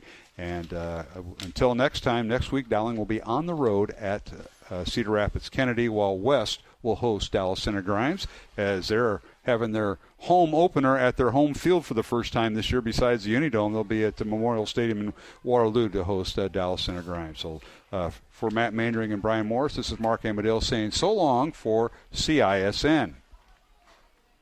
All right, and now for Iowa Catholic Radio, we will continue with our post-game coverage. We got final stats. We have folks leaving the parking lot, so hope you stay tuned for that. And again, the final, Dowling 455, West Waterloo 7. And we'll return with more post-game, our final segment coming up on Iowa Catholic Radio. Support for programming is provided by Construction Professionals, serving customers through a proven process, creating unique design, functionality, and artistic beauty. Construction Professionals is a Catholic family business built on a strong foundation. CPCustomHomes.com. Support for Iowa Catholic Radio is provided by Bozen the Florist. Valentine's Day, Mother's Day, weddings, whatever the message, say more with Bozen. Bozen.com. 515-244-ROSE. Bozen makes the moment mean more. Support for Iowa Catholic Radio is provided by CTO. Your support has helped thousands of students attend our Catholic schools. CTOIowa.org. At CTO, the bottom line, it's for the kids and their future. Health powers life. From the delightfully routine to the truly uncharted, at Mercy One, their caring doctors focus on just that, so you're ready for what life brings next. Find care at mercyone.org/healthpowerslife. KIHS, Perry, KDVM, Mason City, KCSL, Spencer.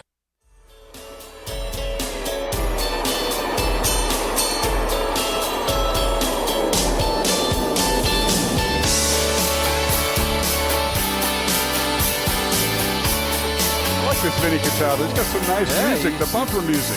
Pulling it out there. That's pretty good. Sometimes he needs about 20 seconds to get my attention because, we're up here distracted up here in the press box as normal. A lot of people come up. Hey, how about this score? Waukee, Dallas Center Grimes defeats Waukee 29-28. Waukee threw a Hail Mary and was intercepted with 8 seconds left.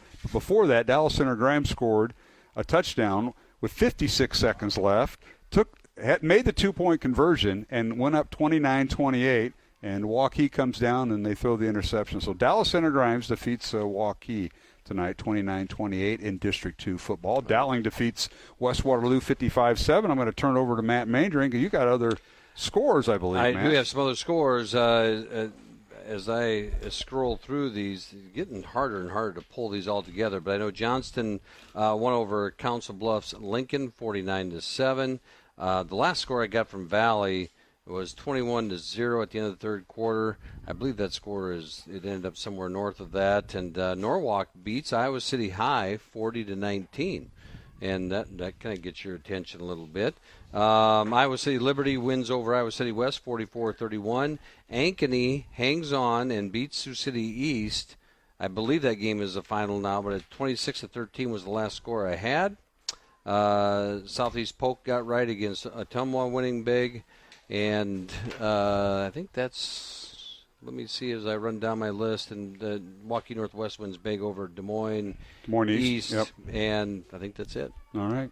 Well, it was Hall of Fame, Athletic Hall of Fame, and homecoming. Congratulations on the homecoming king and queen for Dowling Catholic, Elijah Riesenberg and Anita Tombe. Okay. Yep. Anita Tombe and Elijah Riesenberg, the king and queen. And, of course, the Athletic Hall of Fame, we mentioned Earl Holst and Danielle Grady going in as special mentions, but Bailey Brevard, and a chance to talk to her parents. Brian Brevard was here, and Connor Brevard was here, and Bailey Brevard Schroeder going in from the class of 2015. Caitlin Clark, class of 2020. That's right, she was in that COVID year. I forgot about that. Thank you, Brian. Earl Holst, we mentioned. Jack Kerner, class of 2017. Dick McClone, class of 2015. And Ben Severino, class of 2013.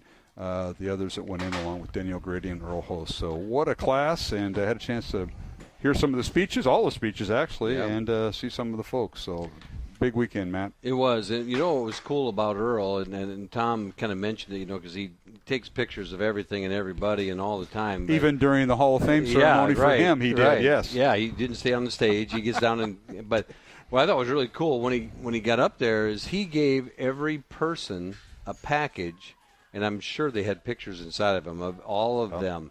And he gave every one of the Hall of Fame inductees an envelope with some pictures. So anyway, pictures for everybody that went in. He is just so you haven't said much about his teaching you back in the day at Sheldon, Iowa. I mean, he was teaching what, social studies or 40-some years ago. Yeah.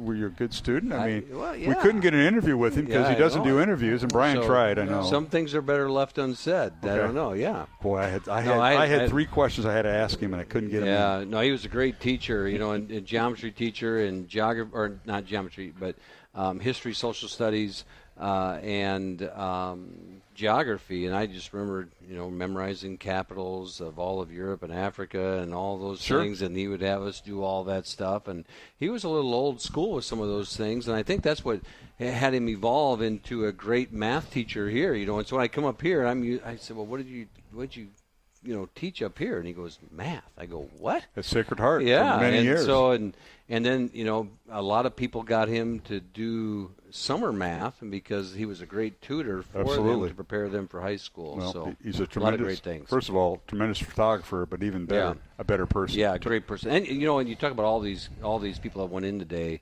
just great people. They are. Heard their stories. They all talked about how it was more than the sport. Even like Jack, Kerner talking about it. You don't remember all the games all the time, but it's those little moments stand out. It's running down to the field or coming off the bus and running down the hallway to get the meal after the game and things like that. It was. And Brian, Mr. Maynard, I think, needs help with homecoming chaperones tomorrow night at the Dowling. I will be up in Ames watching the Cyclones going on up there? Play. Yeah. Night game. That's right. Night game, 6 o'clock. Yeah, well. It might be a little cooler. No, it'll be just like tonight. I'm going to wear the exact same thing. I may not even change. You're going to wear black? No, it's a whiteout, actually. It's a whiteout? You can't wear that black shirt. No. Yeah. Well, you sure? You got a couple spots. I may not wear a shirt. That's pretty. I'll be looking fairly white and pasty, that's for sure. But, guys, one thing, again, I feel after week 5, right? There's something about this team I like, and there's a closeness. I didn't get it week 1 because again it was just week 1, but I can just feel it on the field. And how they cheer for their teammates. That's what's the really cool thing. When that freshman made that touchdown, I think they smacked him on the helmet 58 times because but they were so excited for him. And then when Zachary made that hit at the end of the game, everybody on the sideline. So there is something about this team I just like. And again, that's why I asked Tom about the culture, because they do feel like a tight-knit team. Yeah. You're talking about the freshman wide receiver for Dowling, Bo Williams, with the touchdown reception in the second half, and that closed out scoring from 72 yards from quarterback Max Toll. Just under 5 minutes to play, but 72 yards for the freshman. I can run through the stats here real quick. Yeah, go ahead, Matt. For the Maroons, at 21 first downs, 22 rushes for 146 yards. The quarterbacks were 16 of 24 for 372 yards passing for a total of 518 yards of offense, and compared to just 104 yards of offense for Waterloo West, mostly on 2 plays to the receiver, Quinn, and just an outstanding job by the defense. So individually, Joey Nahas was 13 of 17 for 280 yards. Max Toll was 1 for 1 for 72 yards. Joey Nahas 4 touchdowns. That is correct. And again, back-to-back weeks with 4 touchdowns. Ethan LaCava was 2 of 6 for 20 yards. Sam Drexler, 4 catches, most of these in the first half, 4 catches for 133 yards, and Jeffrey Roberts 5 for 102. Bo Williams, 1 catch for 72 yards. Quinn Schmalbach, 2 for 26. Hoffbauer, 2 for 19. Drew Cooling, 1 for 12. And Jimmy Nahas, 1 for 8 yards and a touchdown. So we had Nahas to Nahas. Yep, we did. First one of the year. Yeah, and then rushing, Grayson Pennington led the Maroons tonight with 7 rushes for 52 yards. Ian Middleton didn't have to be used very much tonight, so he only had 5 touches for 51 yards. Had a couple nice big runs. And he had a touchdown run. Yeah, too, and for a touchdown run for the Maroons, and so that was good. Henry Smith, 2 rushes for 8 yards. Max Blankenhagen, 1 rush for 7 yards.